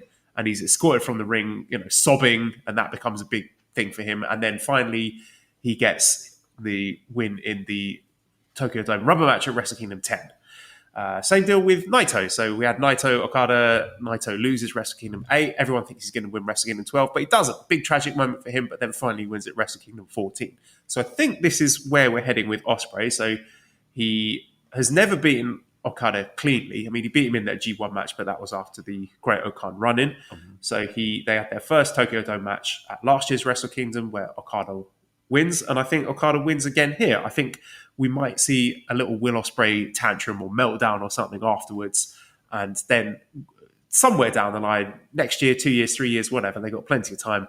I think eventually when he finally turns face again, Will Ospreay will get his win over Okada at the Dome, but I don't think it will be this year. Now, they had their match at Tokyo Dome last year, I thought was incredible, like one of my matches of the year. It's going to rank very, very highly. So with them in the main event this time, with the titles on the line, even, put aside the title shenanigans, whatever you make of it, this is for all the marbles here. There's no fucking about. The winner of this one is going to be the top boy in New Japan Pro Wrestling. So I don't think they're not going to leave anything on the table here. They're going to be going all out. Will Ospreay's first Tokyo Dome main event. This could be something very, very special. I think Okada's going to win, but I think that the winner of this match is not really the point for me. I think I'm just excited to see them going at it in the main event. Yeah, it's gonna blow the roof off the joint, as the kids like to say. It's going to be. Look, I think at the end of the night, Okada has his hands raised, and that's the story going into the new year. And going into the Noah show. I think, and we've said this many times on this show, that Will Ospreay is a guy that New Japan has always had a circle around to be viewed as a legitimate top guy. He's a top guy now, but it's always been that narrative of New Japan. He's going to be a guy, a top of this promotion. And I think you are right that New Japan does an outstanding job, or at least they have in the past. And if history is any indicator, there is that you're going to fall off the mountain before you climb back up to the top. So yeah, I do see that. I think there's plenty more in the tank with Okada. Right? I don't think there's anything that we need to do to downgrade or put him into Tanahashi status, where he's starting to wind down his career and all that stuff and blah blah blah blah blah. Look, we're in a holding pattern. We are just idling at this point.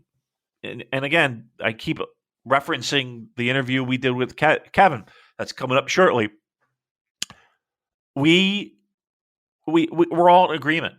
This company is just idling right now with the idea that the engine is prepared, the gas tank is full, the tires are inflated. We are ready to go, so that if and when this world changes for the good and the better and everyone is safe, this company is going to be full blazing speed ahead. I'm excited for that. And I think the best guy that can represent that is Okada. And I think the smart move, if again, we are raring to go, and all indications are we're getting ready. We're getting ready. All we need is the word. All we need is someone to drop the fucking flag. We're ready to go. Okada's your guy, right? So that's how I think it will end. That's how I think it will end on night 2. I'm pumped. I got to be honest with you. I am pumped for these shows. I think listen, we've been through some challenges in the past 2 years. Everything. We've had some challenges, and this company is one of them. Has had plenty of them. I think we're ready to rock and roll. I'm feeling pretty good about this. And maybe this is just blind optimism. I'm feeling pretty good right now. Yeah, the pessimist in me thinks we're still in for some Omicron fuckery, but we'll see. Questions about Okada then. Multiverse A says, if Okada beats Shingo and Ospreay, do you think they go full reset and have him disavow the new title and decree his belt, the classic V4 belt, will be the IWGP title moving forward? I fucking hope so. Yeah, I do. I mean, it's a minor thing. It is a minor thing, Joel. And in the whole grand scheme of things, it's a minor thing. But you know what that would kind of mean for people I just think it's very important. Like, it's stupid, but we invest ourselves in this dumb fucking promotion, and it does feel like some of that was hand waved. And the fact that there is that again, we are putting it out there. There's no, nothing that says it will happen. But I hope it does. I really do. I don't want to sit here and be like things can't change and things can't evolve. That's not what this is. But I don't know. I just feel like to me, if Okada wins, he has that fucking title. Arms, Rainmaker pose. The fucking streamers are going off. It feels like someone just woke me up from a fucking fever nightmare. And I was like, oh, that was all a dream. Right? That's the feeling I fucking want. I want that. Harold May in the shower. Oh, I just had the weirdest dream. Right. I want Harold back in the shower. I want Harold back in the shower. Yes. I mean, that's what I feel. I feel like the opportunity is right here for it. So again, maybe I'm just fucking over optimistic. Maybe I just that would be fantastic. This was all just a fucking fever dream. Do you think they keep in that scenario they would keep the world title and have that as like maybe a secondary title? No. But you can keep just the give world it up title. as a bad idea. The world title is that physical belt. No, I mean the new belt. Fucking throw it in the trash. It's worthless. It's fucking worthless. I'd throw it right in the fucking rubbish. Who cares? Then give it away. Give it away to charity. I don't give a shit. Give it to us. Send Give it to us. I'll take it. I'll have it. I'll put it right there. It's worthless. Who gives a shit? And then, the Intercontinental, I don't know. Okay, we'll figure that out. Who cares? I want New Japan's champion to be wearing that title. Sorry. I don't care what you call it. World, IWG. I don't give a fuck about that. Well, I kind of do, but whatever. I'll concede that. I'll let that one go. I want that championship. That would. I don't know. I just really feel like that would mean a lot to a lot of people. I really do. We have a question from it's very worried about Ibushi's shoulder. Says, is it inevitable at the end of night 2 that Okada will be hoisting the belt above his head as Geller goes back to his security blanket? If so, are there any fresh matchups available for Okada? Is that a concern for you? The lack of fresh opponents? No, because again, I know I said it a trillion times, but once they're able to, we'll have plenty of fresh matchups, and even matchups that maybe we've seen before that will get reignited. I think I really look. Let's put it this way. Let's lay it out on the fucking table, Joel. If AEW does a big show, who do you want on that fucking show as world champion? Okada or Shingo? Or Will? Okada. Okay. That's what I'm hitting at. And again, I'm not saying it's happening. I'm not saying please, but if there's going to be a possibility of something like that, that's what we want. That's what we want. They're trying to get back a audience that they know that they're missing. They know that they've had a down year. They know it's been a struggle. They know it. They know. Well, I must say that having talked through these two cards with you, I'm a lot more excited about Wrestle Kingdom than I was initially. I think we'll have to stop there so we managed to keep everything in a 3-hour time limit. I believe we'll be recording again maybe January 6th, so we'll be reviewing the 2 Tokyo Dome shows and then a preview for the Noah show in Yokohama. So I guess we will stick a pin in it there. I do have some questions about Shenmue I want to answer, but we'll save that. For when, I don't know. We'll get to them eventually. So yeah, redcircle.com/shows/super-j-cast. Please, if you've enjoyed us this year, if we brought any happiness to your life, then throw us some money. We'd appreciate it. Discord link if you want to get involved in that, for all the live watch-alongs and fun that will come with Wrestle Kingdom. Shoot me a DM on Twitter and I will send you a link. At Cobra Kawaii and ProWrestlingTees.com/SuperJcast for one of our t-shirts. Big thanks to editor Dan. Find him on Twitter at LousyHero219. Subscribe to the Voices of Wrestling Podcast Network. Don't forget to vote in our end of year awards if you haven't done so. That's pinned to the Twitter at the SuperJcast. Thank you everyone for listening and goodbye. It's that time of year again, the annual festive treat that is our end of year chat with the English-speaking voice of New Japan Pro Wrestling, Mr. Kevin Kelly. Kevin, thank you for taking the time to speak with us today. With everything that's happened over the past 2 years, we all know how precious that family time is, especially at this time of year. How was your Christmas? And moreover, how was Spider-Man? Oh, it was wonderful. And by the way, if I do ever come back as like a Marvel character, Festive Treat, I want that to be my name. I'm going to dial that up. Or it's my stripper name. I haven't figured it out. I was going to say that. That's what I was going to say. It's going to be my stripper name. No, Spider-Man was very good. And I jumped into the whole Marvel thing during the pandemic. So the one good thing that came out of the pandemic was me being able to watch all the Spider-Man Marvel movies in order and understanding where I am. So I didn't just sit there with a blank look on my face going, huh? I kind of got it. So it was fun. What's your favorite? I mean, we're starting off with a little Marvel universe here. What's your favorite movie so far?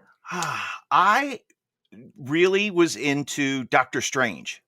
And Really? it's like the whole kind of subtlety of his character and his arrogance, and he was a dick, but I liked him, and I just loved those 3-dimensional special effects.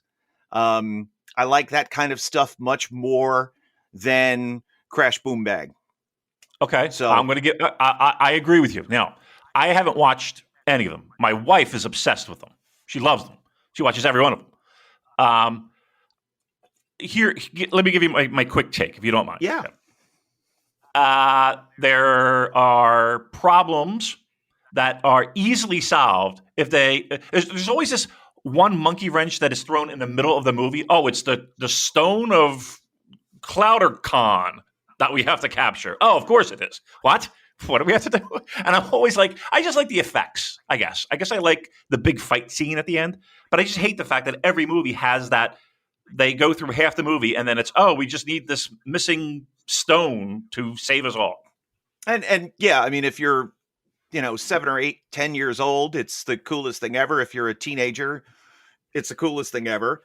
If you're older, then it's like, okay, how do they tie it all in together? And I do appreciate like the crossovers and the fact that, this happened in this movie. This is a callback to this. It's the little stuff that where you go, aha, where you get rewarded for watching them all. Other than that, yeah, it's just this incredible CGI laden special effects film with good fight scenes. Yeah. Kind of like New Japan Pro. No, sorry. So Doctor Strange's favorite. Now, does that cross over into DC? I don't know the difference. I'm talking at my head. Separate worlds. Yes. Right. It's WWE and AEW. Okay. And you are more of a I would be Marvel. much more of a Marvel guy. I just found that DC, I thought, if I like these Marvel films, I'll enjoy these DC movies. What kind of crap is this? Really? They're just not as well thought out. Gotcha. And Now we're going to get all the DC people on our mentions. yeah, What are you doing? listen, if you like it, you like it. But for me, it just wasn't my my bag of oats. Gotcha. Well, with those links to New Japan, the little callbacks, the storytelling details that reward us as long-term watchers. Let's talk a bit about New Japan and the year that they've had. So New Japan in 2021. What stood out for you, Kevin, this year? Is there anyone or anything that you want to particularly throw flowers at, or bury for that matter, things that might have flown under the radar even? Well, the best thing of the year was Shingo.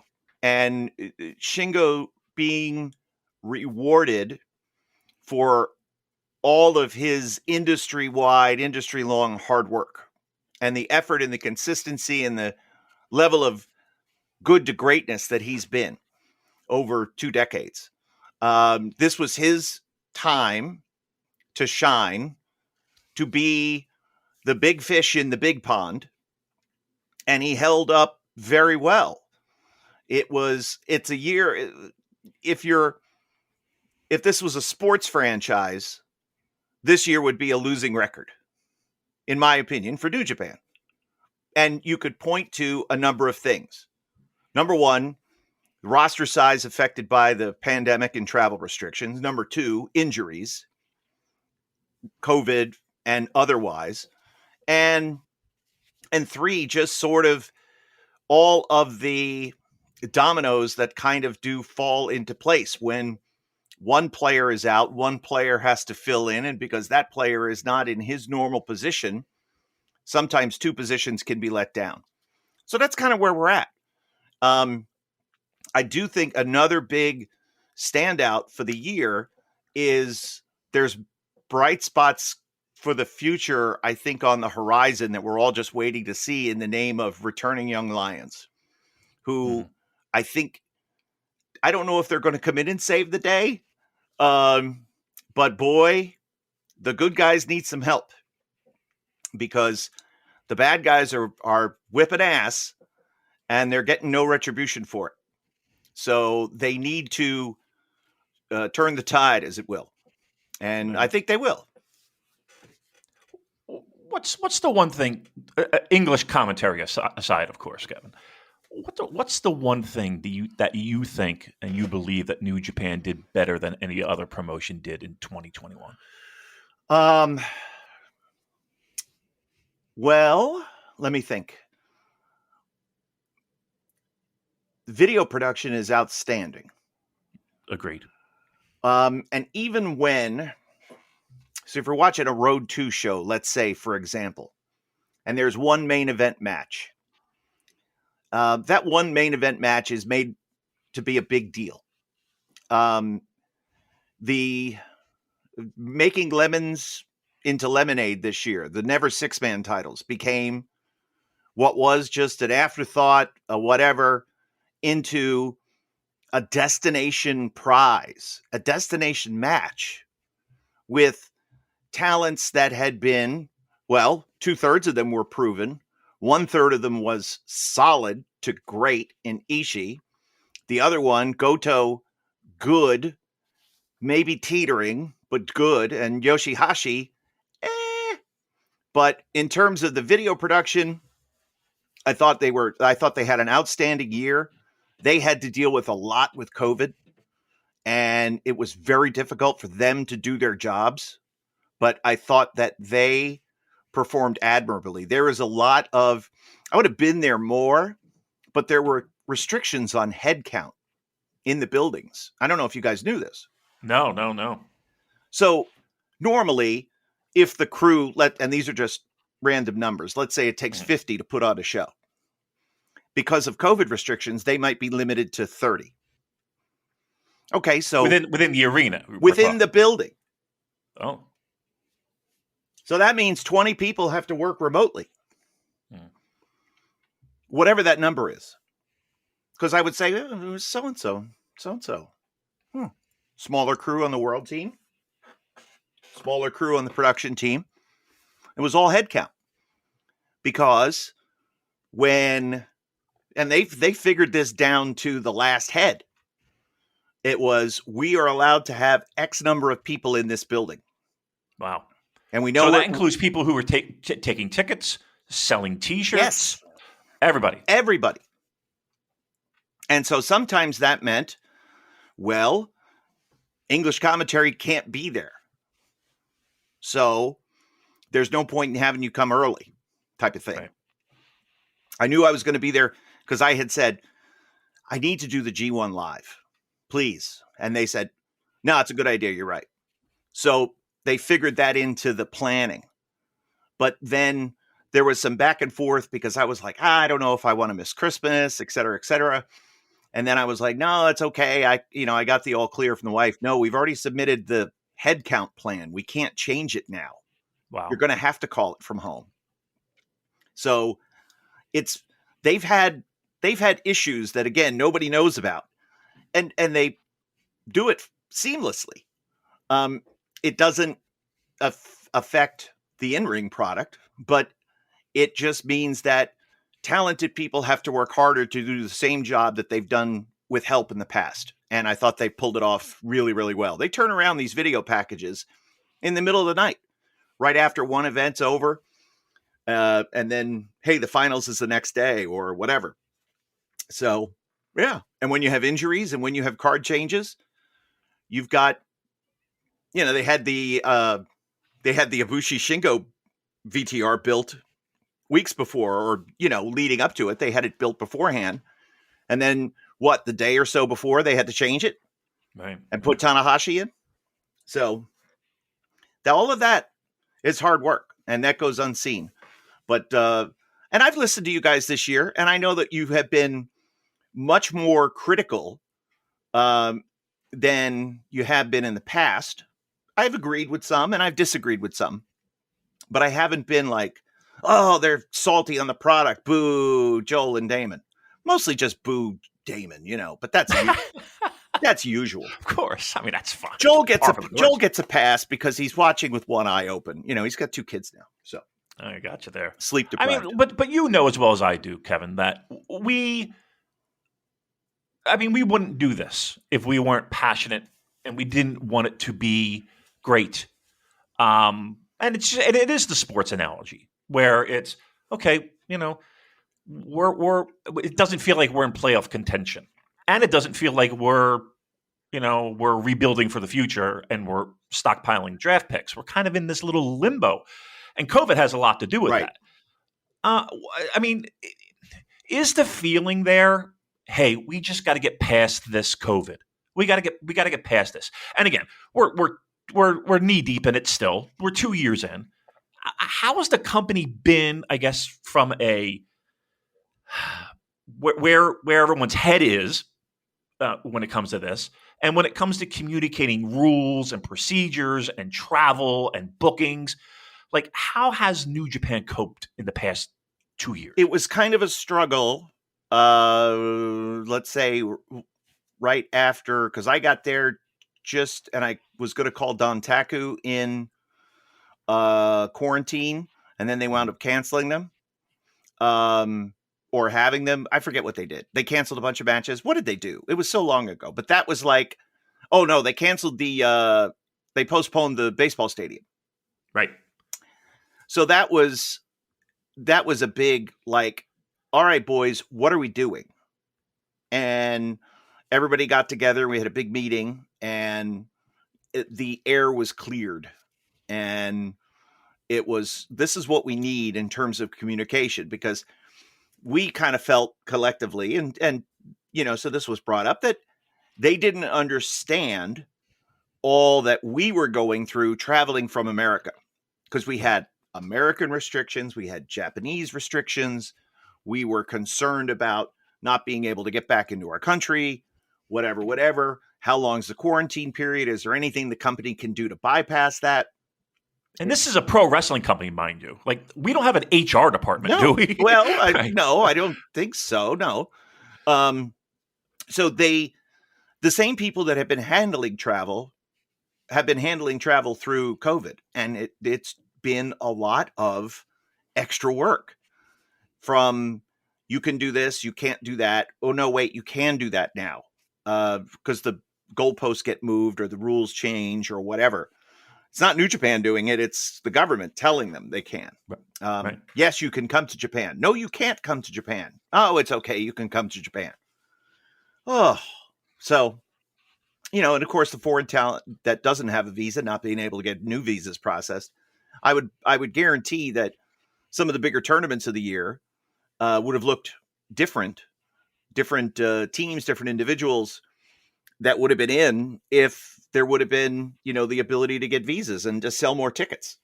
Because some of the buildings were pretty close to capacity, let's say for the G1.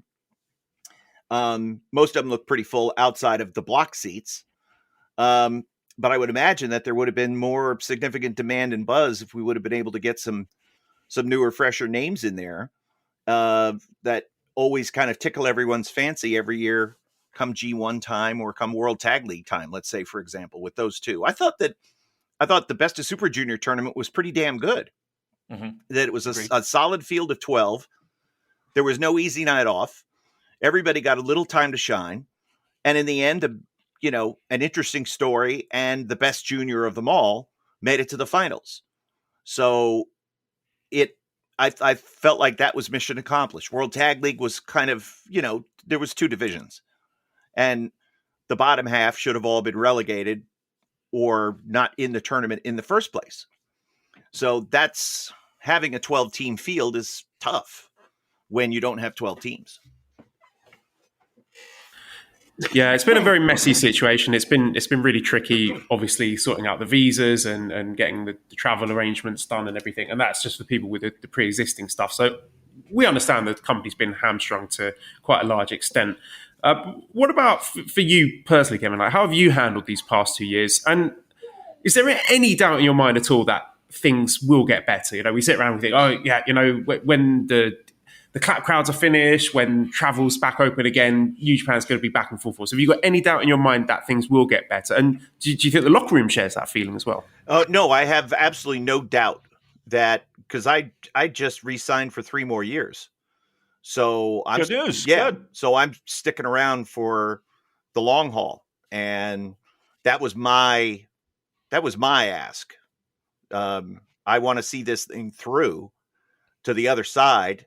And I want to see the young lions that are away on excursion come back. I want to see them in big spots, and I want to see kind of everything return if possible, and may not be. The wrestling landscape has changed. Cultural landscape has changed.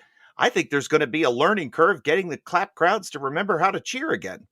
Wait, we're allowed to? Chris Charlton and I were jokingly saying, but there's an element of truth to this, that we're going to need to make videos, that they play to the house beforehand. But the rules are you can scream and shout. Right. You're still not allowed to stand on your seat. You can take pictures. You could do this and that, but you're allowed to scream and shout. We'll put Taguchi and have some ha-ha in that. Yeah, Taguchi and Officer Liger and get some conductors leading the chants. Right. But I think it'll be good once all that happens. And I just follow it kind of day to day like everyone else does. I look at the news and I read the case counts, and it's like, okay, cases they were very high over the summer, and then it began to go down. Good. Now they've started to inch up a little bit, but nothing, it's still below 50 a day. And the hospitalization rate is very low. So that's all encouraging. So there are positive signs. But yeah, we do need to get through this. And it sucks to be playing with half a team and, having the crowd restrictions and all of that. It just leads to sort of, it's not a real exciting atmosphere. And for me personally, I would love to not have to wear a mask at ringside calling matches. Sure. No doubt. I mean, no doubt. Yeah. I mean, a lot of the discourse amongst the Western fan base has been about who isn't traveling to Japan. This guy's getting on the plane. Why is this guy not getting on the plane? Do you think that there are concerns that New Japan has splintered off into people that are in Japan, people that are willing to go to Japan, and people who aren't in Japan, and there are no signs of them returning for the biggest show of the year? Well, I mean, who are we talking about here? We're talking about Juice Robinson, David Finlay, and Jay White, right? Those are 3 names. Yeah. Okay. Well, Juice and Finlay are Juice and Finlay. Jay White would be there, but he's getting a green card, so he can't leave. Is it a renewal process that's just they're just so backlogged? He's getting an American green card. Okay. And I don't come on here to tell you guys half truths or bullshit. I'm going to give you the story.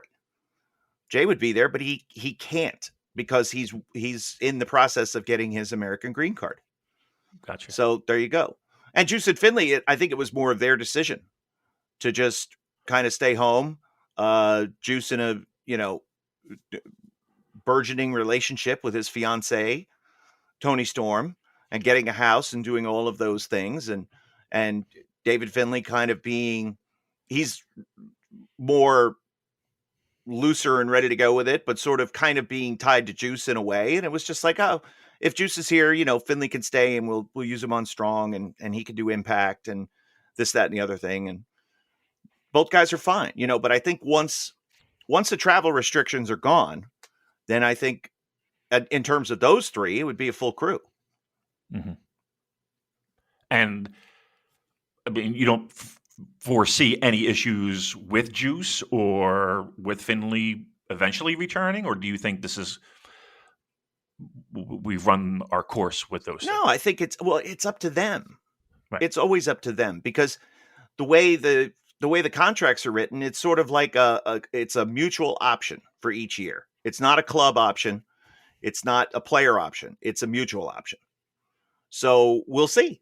We'll see whatever they want to do. And again, if the goal is to make the most money possible, and you can make more money by doing something else, and travel less. Yeah, travel less. This is the reason why we've seen every departure that we've seen over the last 10 years. If you lump in, let's just take from Devitt to Anderson and Gallows and AJ. Even, Shinsuke for a bit wants to go make a lot of money and surf. Kenny, et cetera, et cetera. Yeah, sure. So there's money-making options out there. And I think that everyone is weighing their options more carefully now, because you've got AEW as a big player, and it's changing the marketplace. It makes free agency more lucrative. And because companies like Impact have to match what AEW could potentially offer for a pretty, even a low end deal in AEW is pretty damn good, because you're not going to be working a whole lot. Right. National TV once a month, let's say. Oh, okay. I get to be home 25 days a month, maybe 20 days a month, and make this much money. Oh, okay, cool. Yeah. What speaking of TV, is there any word, any situation, any light at the end of the tunnel with some kind of North American TV deal? Yeah, and I think we'll know more about that soon. Oh, is this something that has been in the works, or is in the works, or is likely to be in 2021? Well, 22. 22? Yeah, I think so. Nice. Okay. I've been, there's been,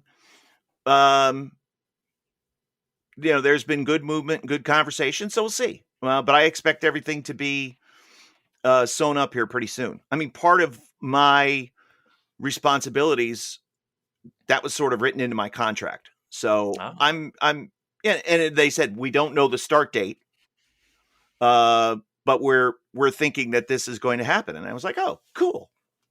That's fantastic news. I think everyone would be thrilled with that. I like that. I like the positivity, Kevin. I don't know if you know that about me. I like the positivity. Joel is the nattering nabob of negativity. Let's be fair. Well, according to Reddit, he is. I listen.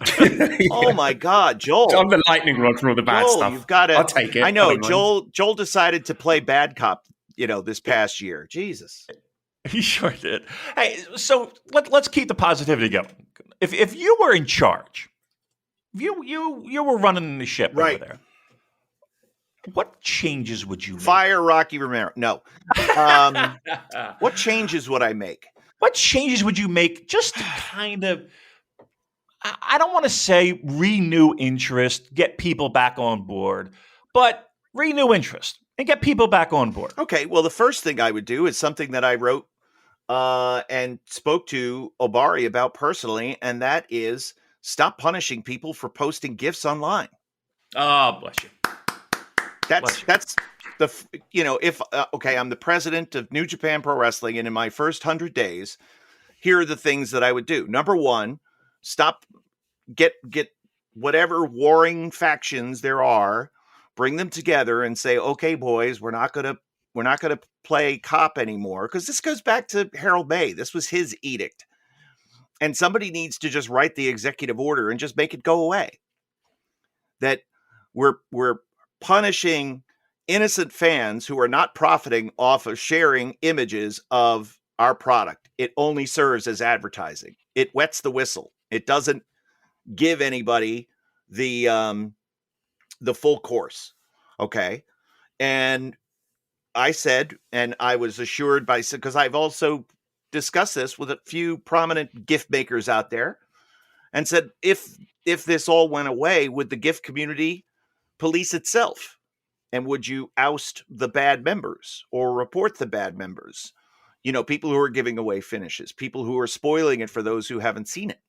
Mhm. And they said, they assured me, absolutely. Okay, well, Right. good. Then the company needs to meet you halfway and do away with the stupid policy. So that would be the first thing I would do.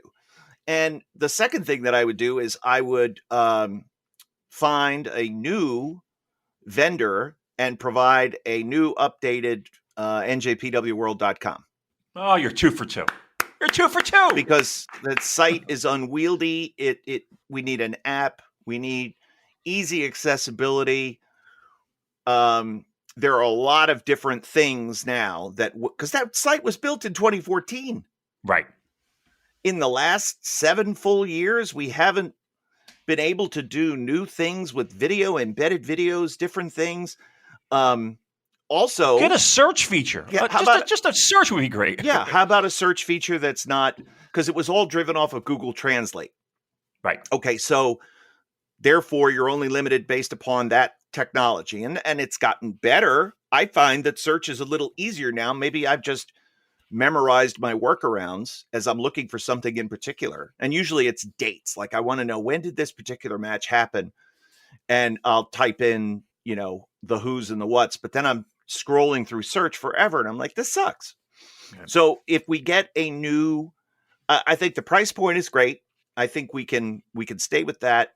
I think just a new experience for the viewer, and that all of our eggs need to go into the New Japan World basket. If there's television needs to drive the audience to New Japan World. Point blank, period. That's it.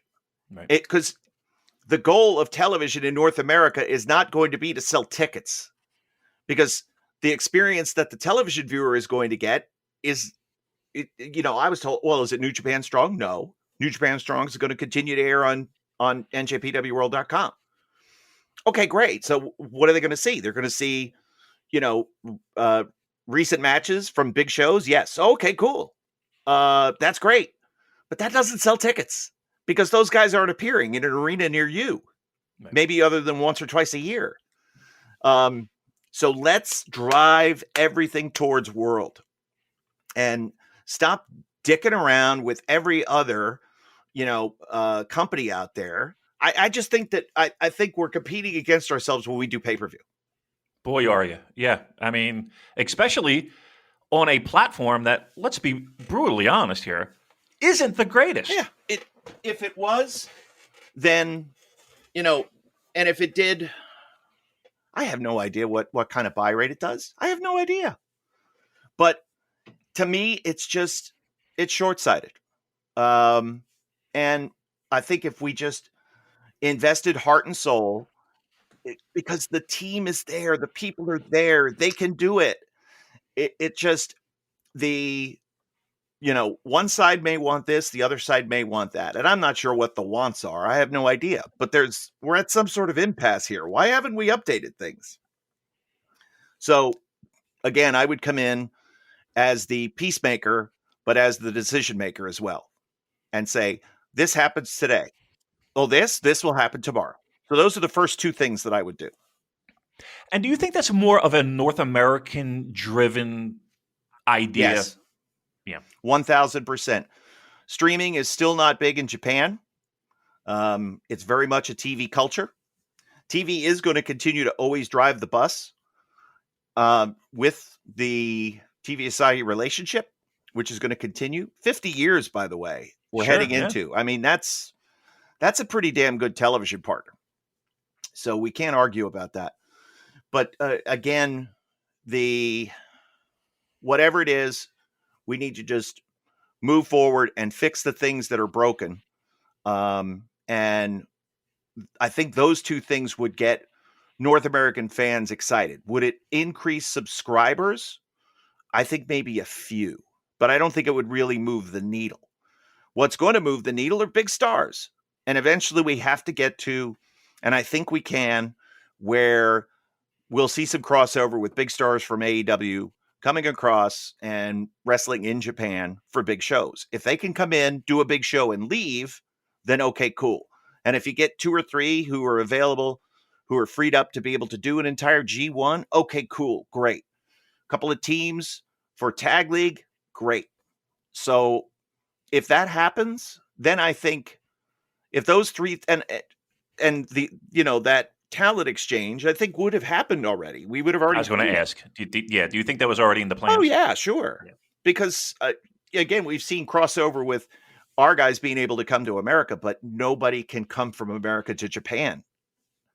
So that's the biggest thing. We don't, and again, they don't sneak guys in. They could, but they don't because they're an honestly run company. Speaking of things that need fixing, I don't want to spoil the results of our NJPW awards just yet. See, he's the bad news guy. I told you. Here we go. I'm here to ask the tough questions, Kevin. Let's just say that there is a considerable amount of fan discontent with the influence of Dick Togo and House of Torture in New Japan. Now, we all know I'm going to start with, how do you know? Oh, we know. How do you? We are bummed. How do you know? Okay, so and again, this is our year-end awards already are flooded with least favorite, least interesting. Well, wait a minute. Now, there's 2 different things. There's influence, and then there's hatred. Even if we're talking like purely the in-ring product that we're watching, as a New Japan fan, like a child could be watching this and seeing every House of Torture match, Evil match, show match, Dick Togo's popping up, interfering. The referees are more often than not able to stop it, and they are, for want of a better word, ruining a lot of the matches that they're taking part in. Would that be fair to say? Oh, I agree with you. So what needs to happen? Yeah, that was my question for you. Like, what would you say to the fans who are watching the antics of House of Torture and thinking, you know what, this isn't for me? Well, I talked about it when I opined that Evil winning the G1 potentially could lead to fans turning away from New Japan World, and I think that would suck. That's legitimate. That was the legitimate, feeling that I had. And that led to a lot of discussion and falderall and some fun.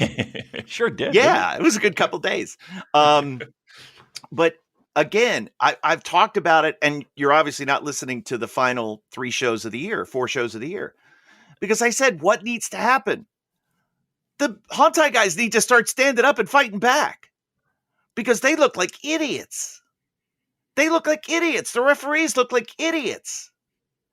And until that happens, then the fans are going to continue to be, well, if you're Dick Togo in the crew, why would you do anything different if there is no repercussions? There needs to be repercussions. So until there's repercussions, then they're going to continue to do what they do because they get away with it. You guys understand what I'm saying? Sure. Yes.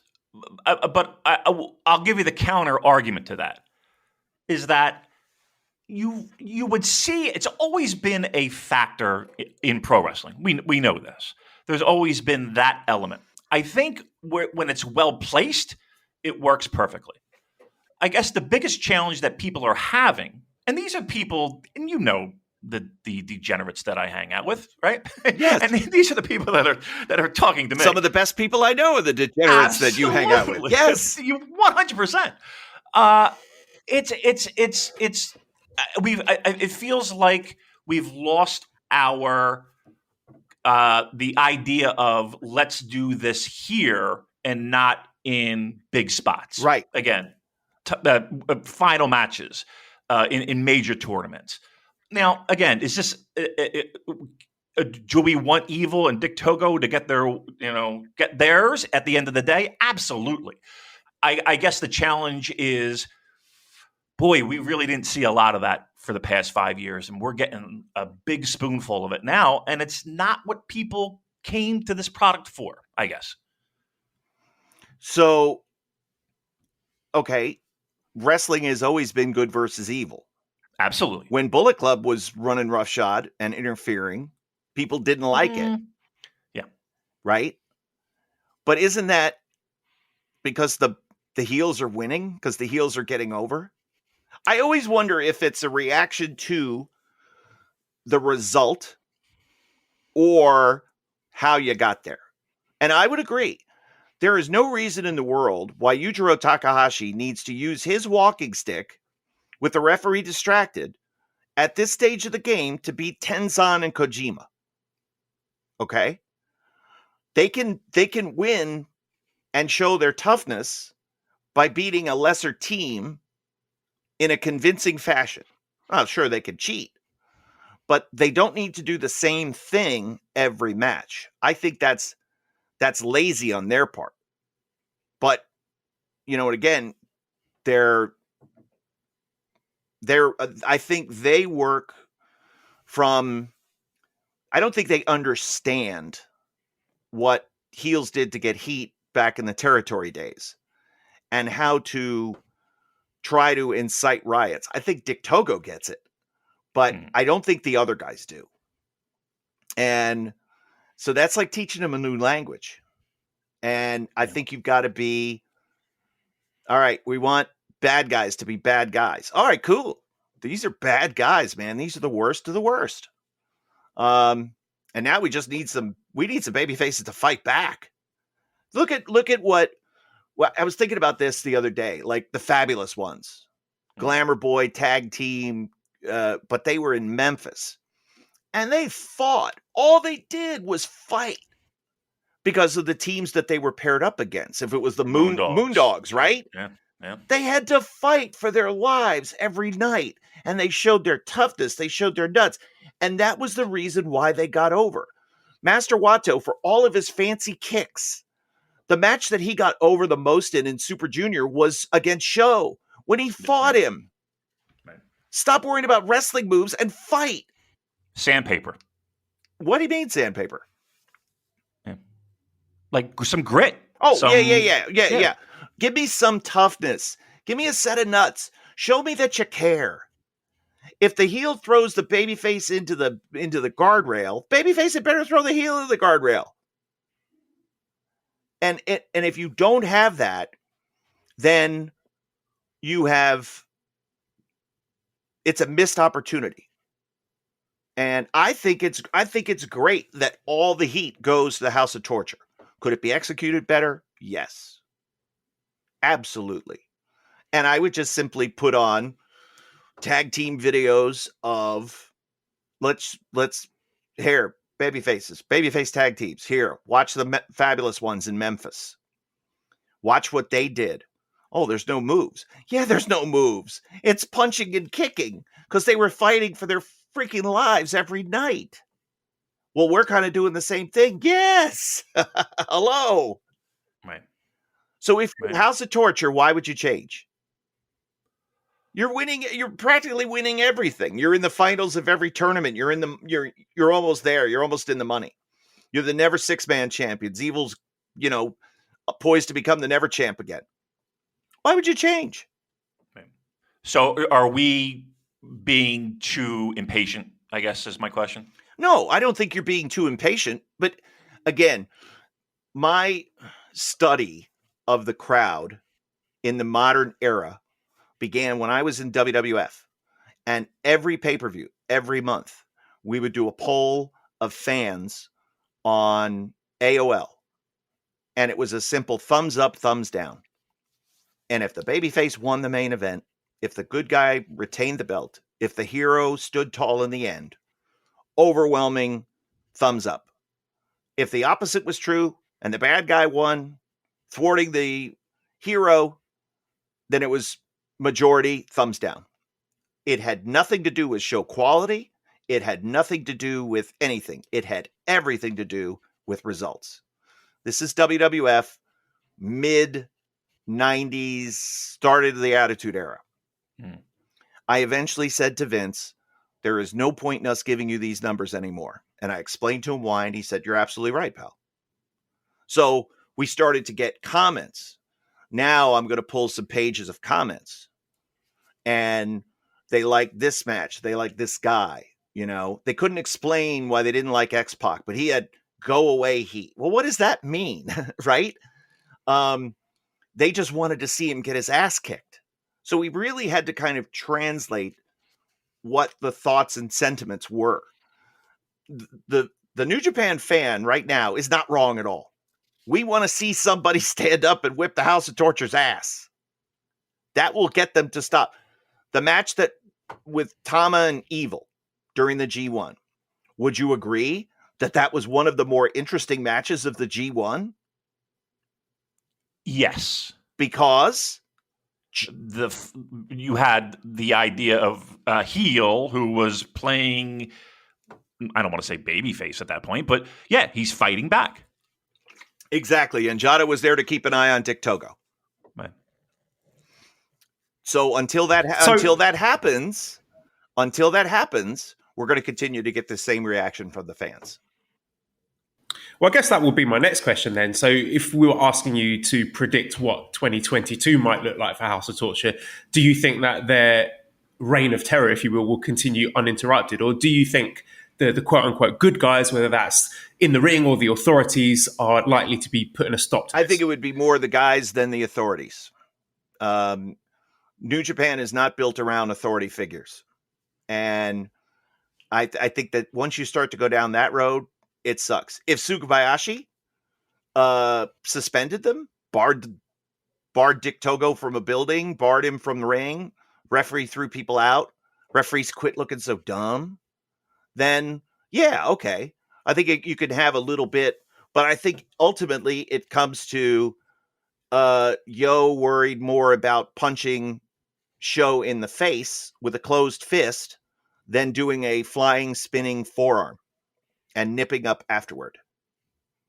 It's not about the execution of the moves right now. It's fighting for your life. And they, for whatever reason, that's not coming through in translation. They think they can win with their style. That horse has left the barn.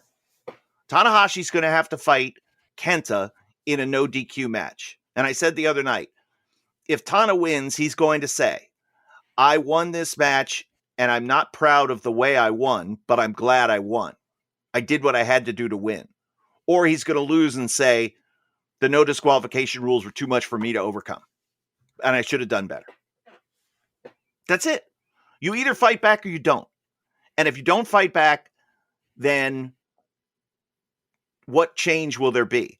But I have a feeling that I just get the feeling that there's some fight back now starting. And we see it of all people with a little bit with Yo bonding with Goto and Yoshihashi and them trying to, stick it up to House of Torture's ass as much as possible. But we need more of it. It needs to be, all hands on deck. If Hontai and Chaos are working together, then Hontai needs to watch Chaos's back and vice versa. Yeah. That's it. I think it's. I'm sorry. Go ahead, Joe. I just wanted to chime in. Yeah, I'm sorry. Let's with World Tag League, and again, I don't want to beat the dead horse, but let's talk World Tag League. We talked about it on our show, where we had so many different options. It felt like they could have gone with, whether it had been Dangerous Techers, whether it, I'm sure Naito's has, and obviously he does have other plans at the Dome, and but it just felt like there was a lot of, dare I say, sexier options than what was presented on the table. Did that surprise you at all? That this is where we ended up with the tags? Yes and no. I mean, yeah, sexier options to do what? To have Goto and Yoshihashi not go into Wrestle Kingdom with them. If they would have won, everybody would have said, oh, I would have rather had the other guys win. As opposed to them winning and everybody going, fuck yeah. Oh, thank God.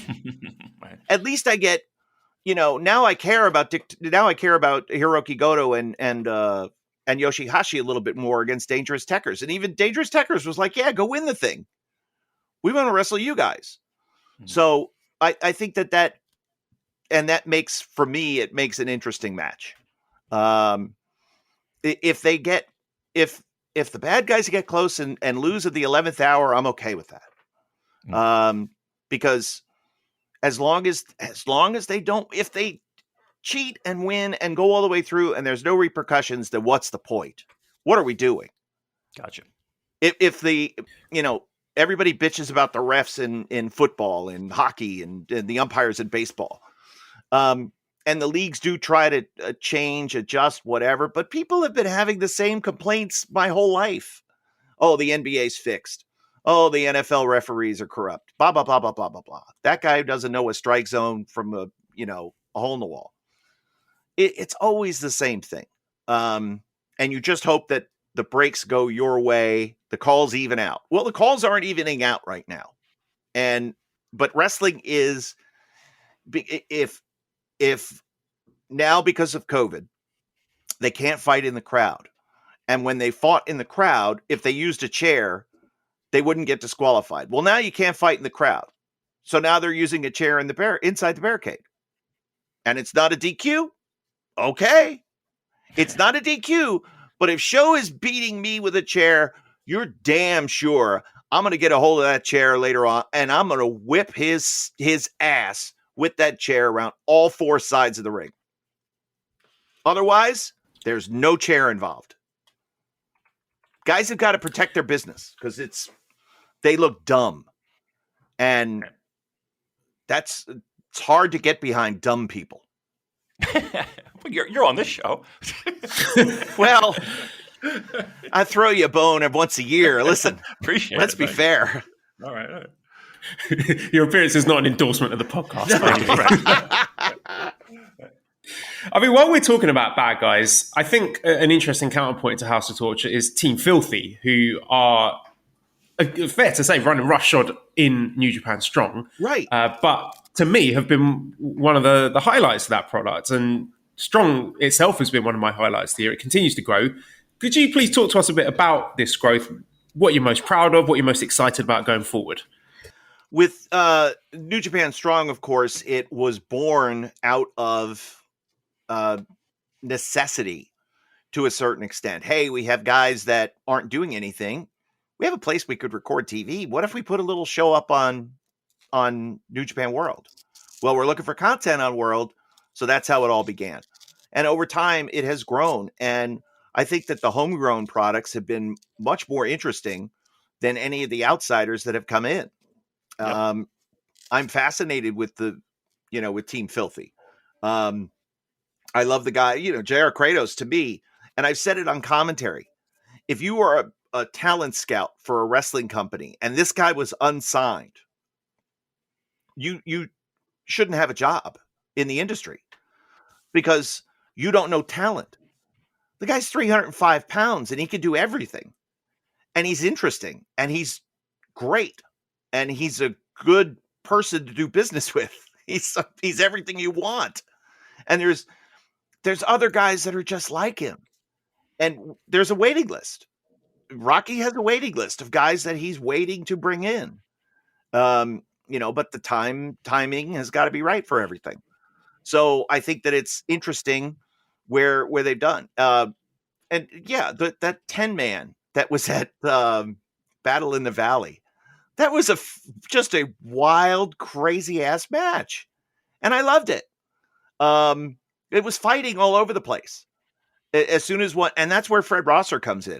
See, Fred Rosser, if he was in Japan, he would be on the House of Torture. Forget it. You knock him down, he's going to come back, he's going to punch you in the mouth. I love that guy. He's awesome. Yeah. That's the attitude that needs to carry over to to the shores of Japan and infiltrate the mindset of the Hontai and Chaos locker rooms. Would Strong have gotten off was it a direct result of all the trials and tribulations that we've gone through in the past 2 years? Would Strong have happened if COVID didn't happen? I don't think so. I don't know the full answer to that question. I don't know when it went from drawing board to reality. I don't know if it was an idea in the back of somebody's head. But just everything kind of fell into place with guys being available, being able to travel domestically within the United States. What would just be the COVID protocols where we recorded TV? Okay, they're this, that, and the other. Having a local production company taking care of all of that, taking care of everything. The New Japan NJPW USA office doing a great job, being very thorough, making sure that whatever would be required by the city, the state, city, county, state, those requirements were met. And it wound up being, now it's kind of taken off and become its own thing. So yeah, fascinating to me where it went. Was it born just out of necessity and availability, or was it an idea in the back of somebody's mind? I'm not quite sure. We grew up on this, and this product, Strong specifically, I mean, this is as close to territory wrestling as you're going to get, right? It's bare bones, but it's still complex. You have great matches, but none of them outstay their welcome. You have guys that just, your first thought is, Fred Rosser's a perfect example. I mean, I don't think there was a person who was like Fred Rosser. Yeah, no one. Yet, I guarantee you, he will be winning awards come year end. And I guess my question is what direction do those guys have? Number one, and two, that territory feeling of bringing in people and having them leave and bringing them back and having. I mean, again, COVID. It feels to me like you couldn't do that without it. It feels like the limitations help the product, if that makes any sense. I think you're kind of right, but it was also sort of the mindset of, taking the direction of the show from just matches in an empty arena setting. That gets old pretty quick. Over time, once we establish the wrestling quality, the hard-hitting nature of the show, now we need to bring in more episodic elements to it. And one thing leads to another. The other thing that I think is simple brilliance is the tour concept. We don't tour, we don't leave. But 4 weeks of TV or 3 weeks of TV is this tour. And here's the big matches you're going to see on this tour. And the main event for week 1 is kind of your mid-card main event. The week 2, that would be the semifinal if it was all compressed into one show. And the main event of the tour is the main event of the one big show if it was done that way. So I think that it has sort of reshuffled the deck in terms of mindset. How do I approach a week's TV? Well, over the next 3 weeks, we're going to be on this tour. Okay, cool. And these are the matches that we have for this tour. And then in 3 weeks, 4 weeks from now, a new tour will begin. So we need to sort of reset, or sometimes we'll do Road 2. The Road 2, the big tour. Okay, cool. Well, that gives us a couple of weeks to kind of get the pieces lined up so that the big matches can happen on the next tour. The idea of matchmaking is creating interesting matchups that people want to see. That's all a matchmaker's job is.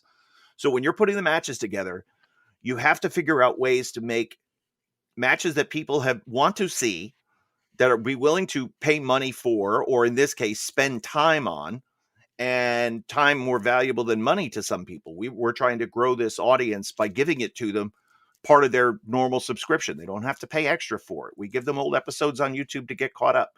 So I think that the where we can go, it's been very slow building, very slow.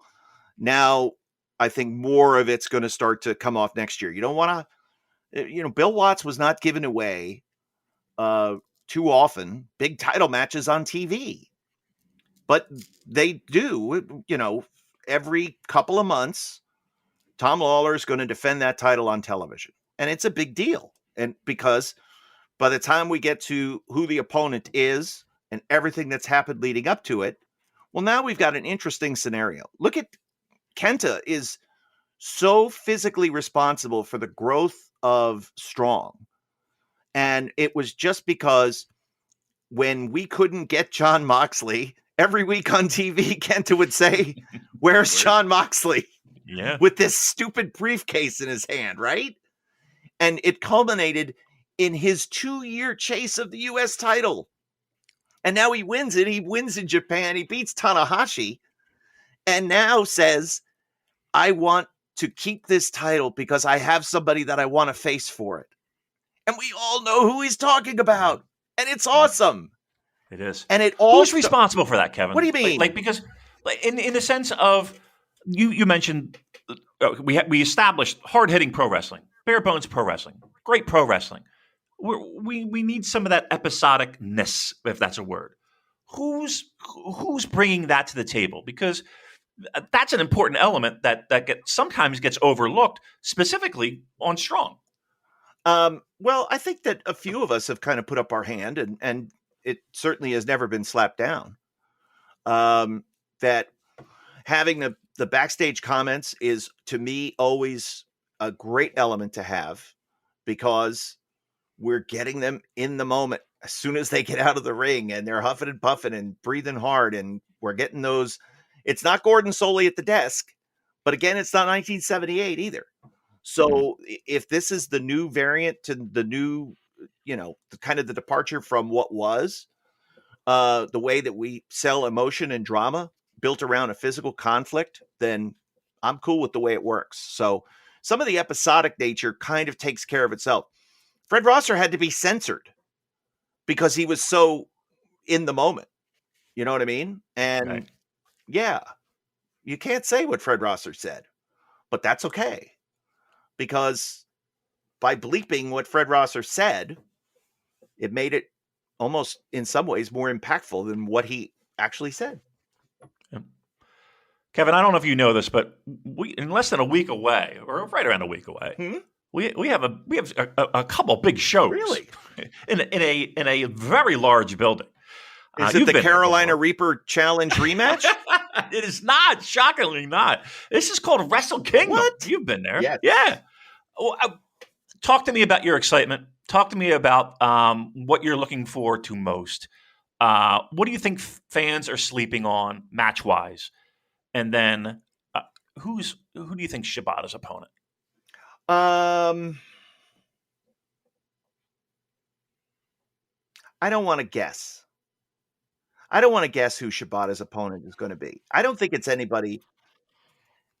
I think that the thrill for Shibata fans is that he's back in a New Japan ring and he's wrestling in a match, a sanctioned match that has been promoted and advertised, and it's not 5 minutes, it's a 30-minute time limit. And now there's no striking. Okay, that's cool. They're giving Shibata, they're walking him through with baby steps and kid gloves, and they want to make sure.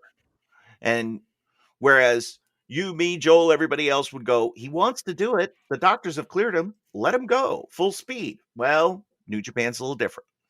Mm-hmm. So I think what we're going to see is we never talk, boy, New Japan really hot-shotted this thing. Nope, it's going to be slow progress. And if Shibata performs well in this, he'll earn another opportunity, perhaps down the road. And if he doesn't, then we'll have to take a step back and reevaluate. But I think that, again, the critical element here is that Katsuyori Shibata is returning in a sanctioned match in New Japan Pro Wrestling at Wrestle Kingdom.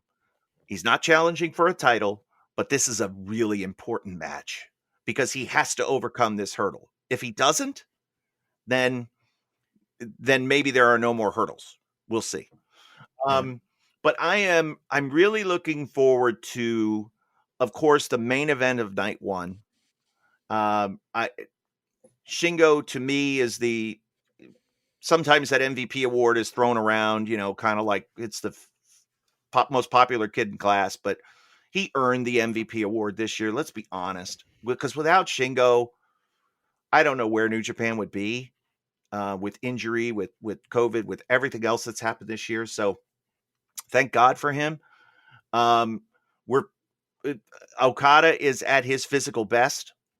I think Shingo will be at his physical best, and I like the physical pairing between the two. I think they have good wrestling chemistry. So I'm really looking forward to that. Desperado and Hiromu, very interested in that as well. Is it me, or are you guys pulling for Despy in this one? Because I'm kind of pulling for Despy. Yeah. I mean, look, I think Joel was first on board the Despy train. I don't, this gets thrown around a lot, and trust me, we're the king of cliches, but I don't think Hiromu needs a title to be, to be an anchor in the junior division. No. Right? So yeah, I think it would mean more for Despy to get the win. Agreed. So, yeah, I think Desperado. They know, everyone knows that this match is in the semifinal spot of night one of Wrestle Kingdom because of Hiromu. Okay, if it's El Desperado and Yo, it's second on the card, and if it's El Desperado and Taiji Ishimori, it's fourth on the card. Desperado's got to win, or he can shut up. Everybody else could shut up because it's Hiromu's world and we're all just living in it. I'm really pulling for Desperado in this one. Their Best of Super Junior match I thought was awesome. I thought Desperado was the better fighter in that one. I thought he was stronger and in more critical moments of the match, he looked like more of a complete wrestler in the Best of Super Junior tournament than anyone else. He wrestled everyone's style. He did what Ibushi did 2 years ago in the G1 and didn't win them all. Didn't need to. So he's the champ. That's okay.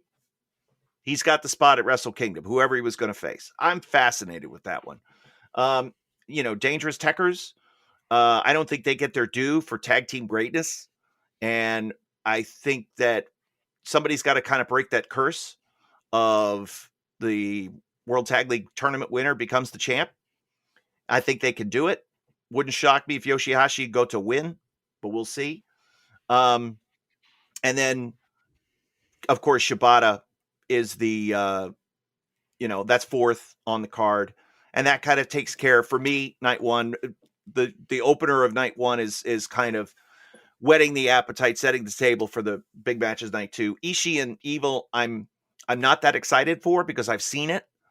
And I think that this is where the sides need to even up. And we'll see what happens. And Sho and Yo is interesting to me as an opener, just from a different standpoint. It's very rare that Wrestle Kingdom would open up with a grudge match like this. Right. So we'll see.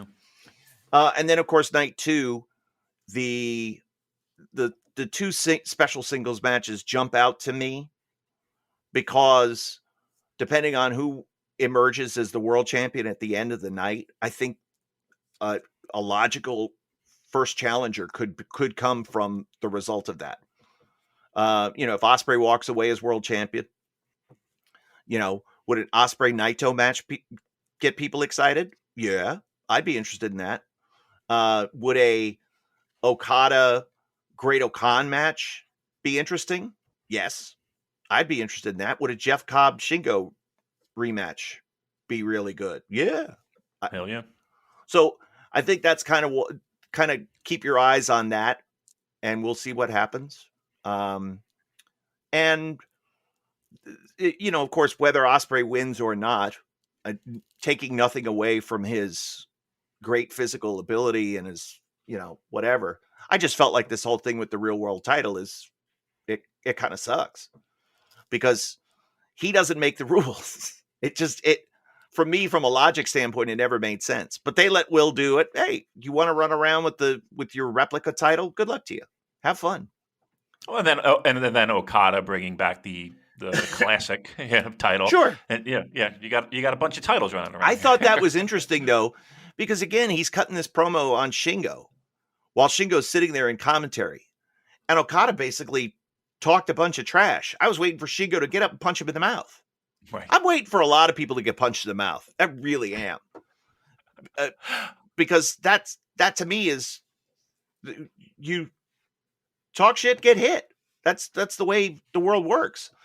But, and again, him bringing the V4 title out, I felt like was a shot across the bow at the whole idea of this world title and et cetera, et cetera. And, and again, we don't know where Ibushi is in terms of his rehab and recovery, and how quick will we not see him until the New Japan Cup? That's a possibility. Would we see him in a big match, preceding that? There's going to be big matches with this golden anniversary. There's going to be, a lot of big events coming up. So I'm interested to see where he might fit in coming in. But my hope is that everybody gets through healthy, and that we get the year off to a great start with no injury, with no COVID, with no nothing, a full roster. We get the borders opened up.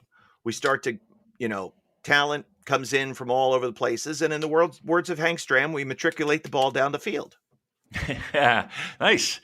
And then you got Noah right after that. Oh, yeah. Right? I mean, what's your homework like? I mean, are we sitting there cramming in a bunch of Noah matches? Or I don't follow Noah. And I'm having to play catch up, especially with the younger guys. Of course, Keiji Muto and, Nakajima, Sagara. I know those guys. I know what they've done. I know what they've done recently. But it's the undercard guys and kind of the connective tissue. Like, why are these matches made this way? Oh, because this one used to have a link with this one, and this Ogawa was partner, and blah, blah, blah, blah, blah. So yeah, it's been a lot of study. Here's an interesting tidbit that you guys will appreciate. Do you know who all got together on a call? Was me, Chris Charlton, Mark Pickering, and Stuart Fulton. And they do the commentary? They do the commentary for Noah, but they don't do the commentary for New Japan. So guess what we're going to do, boys? We're going to share notes. That's good. How about good job by you guys? Thank you. Nice. That is a great job by you guys. Because I want them to be, I don't want the Noah guys to be hamstrung, and I don't want to be hamstrung. So let's share notes. We're not competing against each other. Let's work off the same, we'll play music off the same sheet.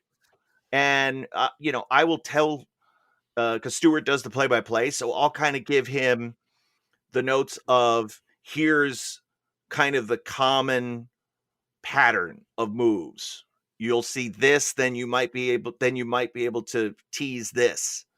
We know that after Nagata hits the boot in the corner, watch for the exploder. Okay, the exploder coming. So those types of things.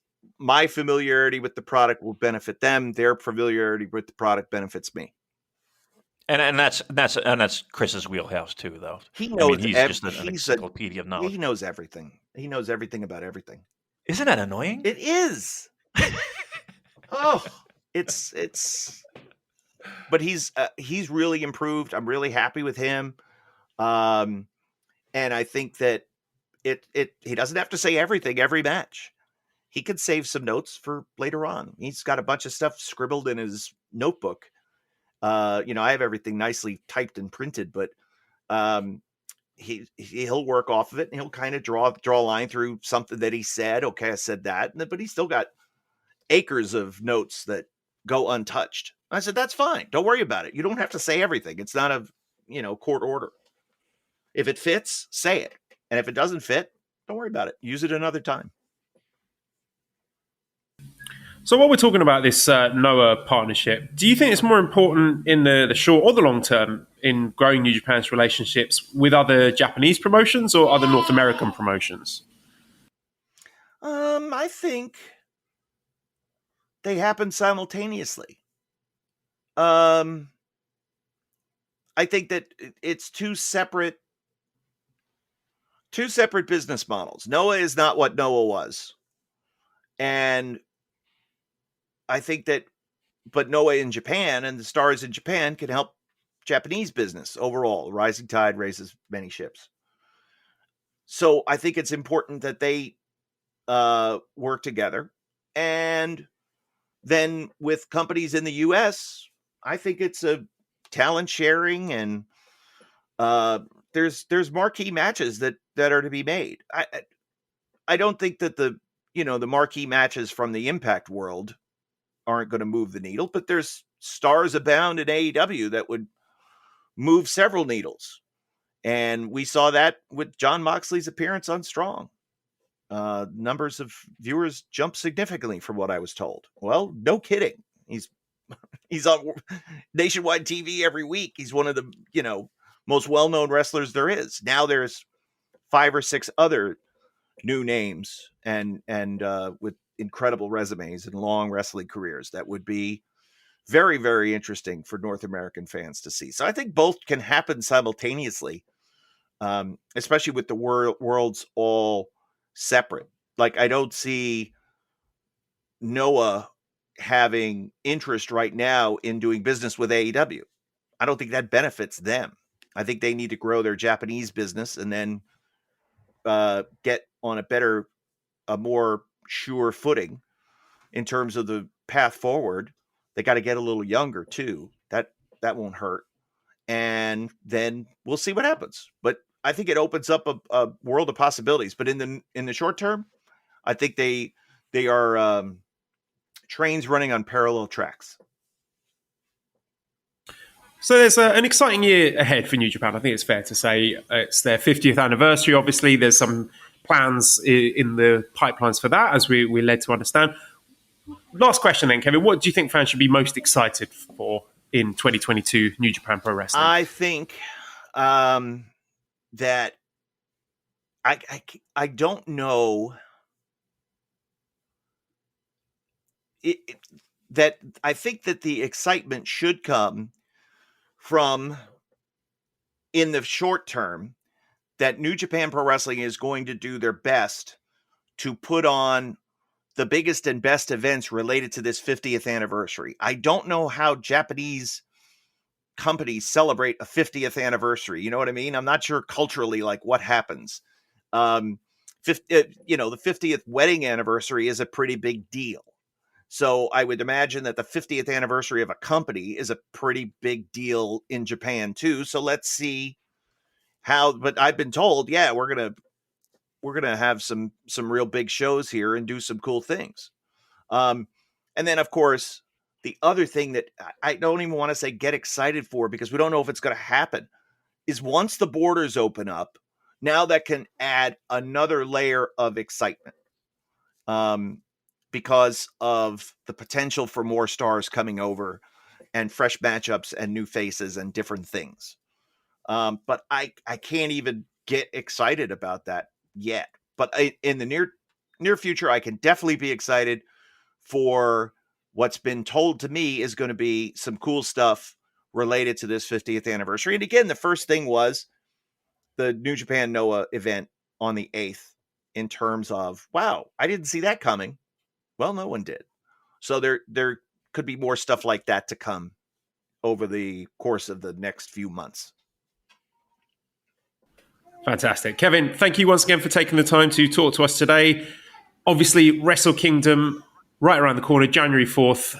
Everyone, if you haven't already done so, go and sign up on NJPW World to make sure you can get in on the action. Is there anything else that you'd like to plug before we say goodbye? Just remember, live English commentary with Chris Charlton and myself. That I am calling this year's Wrestle Kingdom for the first time from home, but live.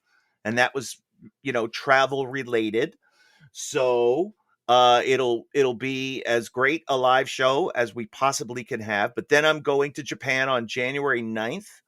And after I get done with my quarantine, I will be calling every World Live broadcast live all the way through to the end of the New Japan Cup. And so we got that to look forward to. That's at the end of March. So January, all of February, and all of March, I will be in Japan and we'll be producing live content for you galore on NJPWworld.com. Great. Looking forward to it. We appreciate your time, Kevin. We're all looking forward to hearing your voice again on January 4th. Thank you again. Happy New Year. Thanks, and see you next year. Boo.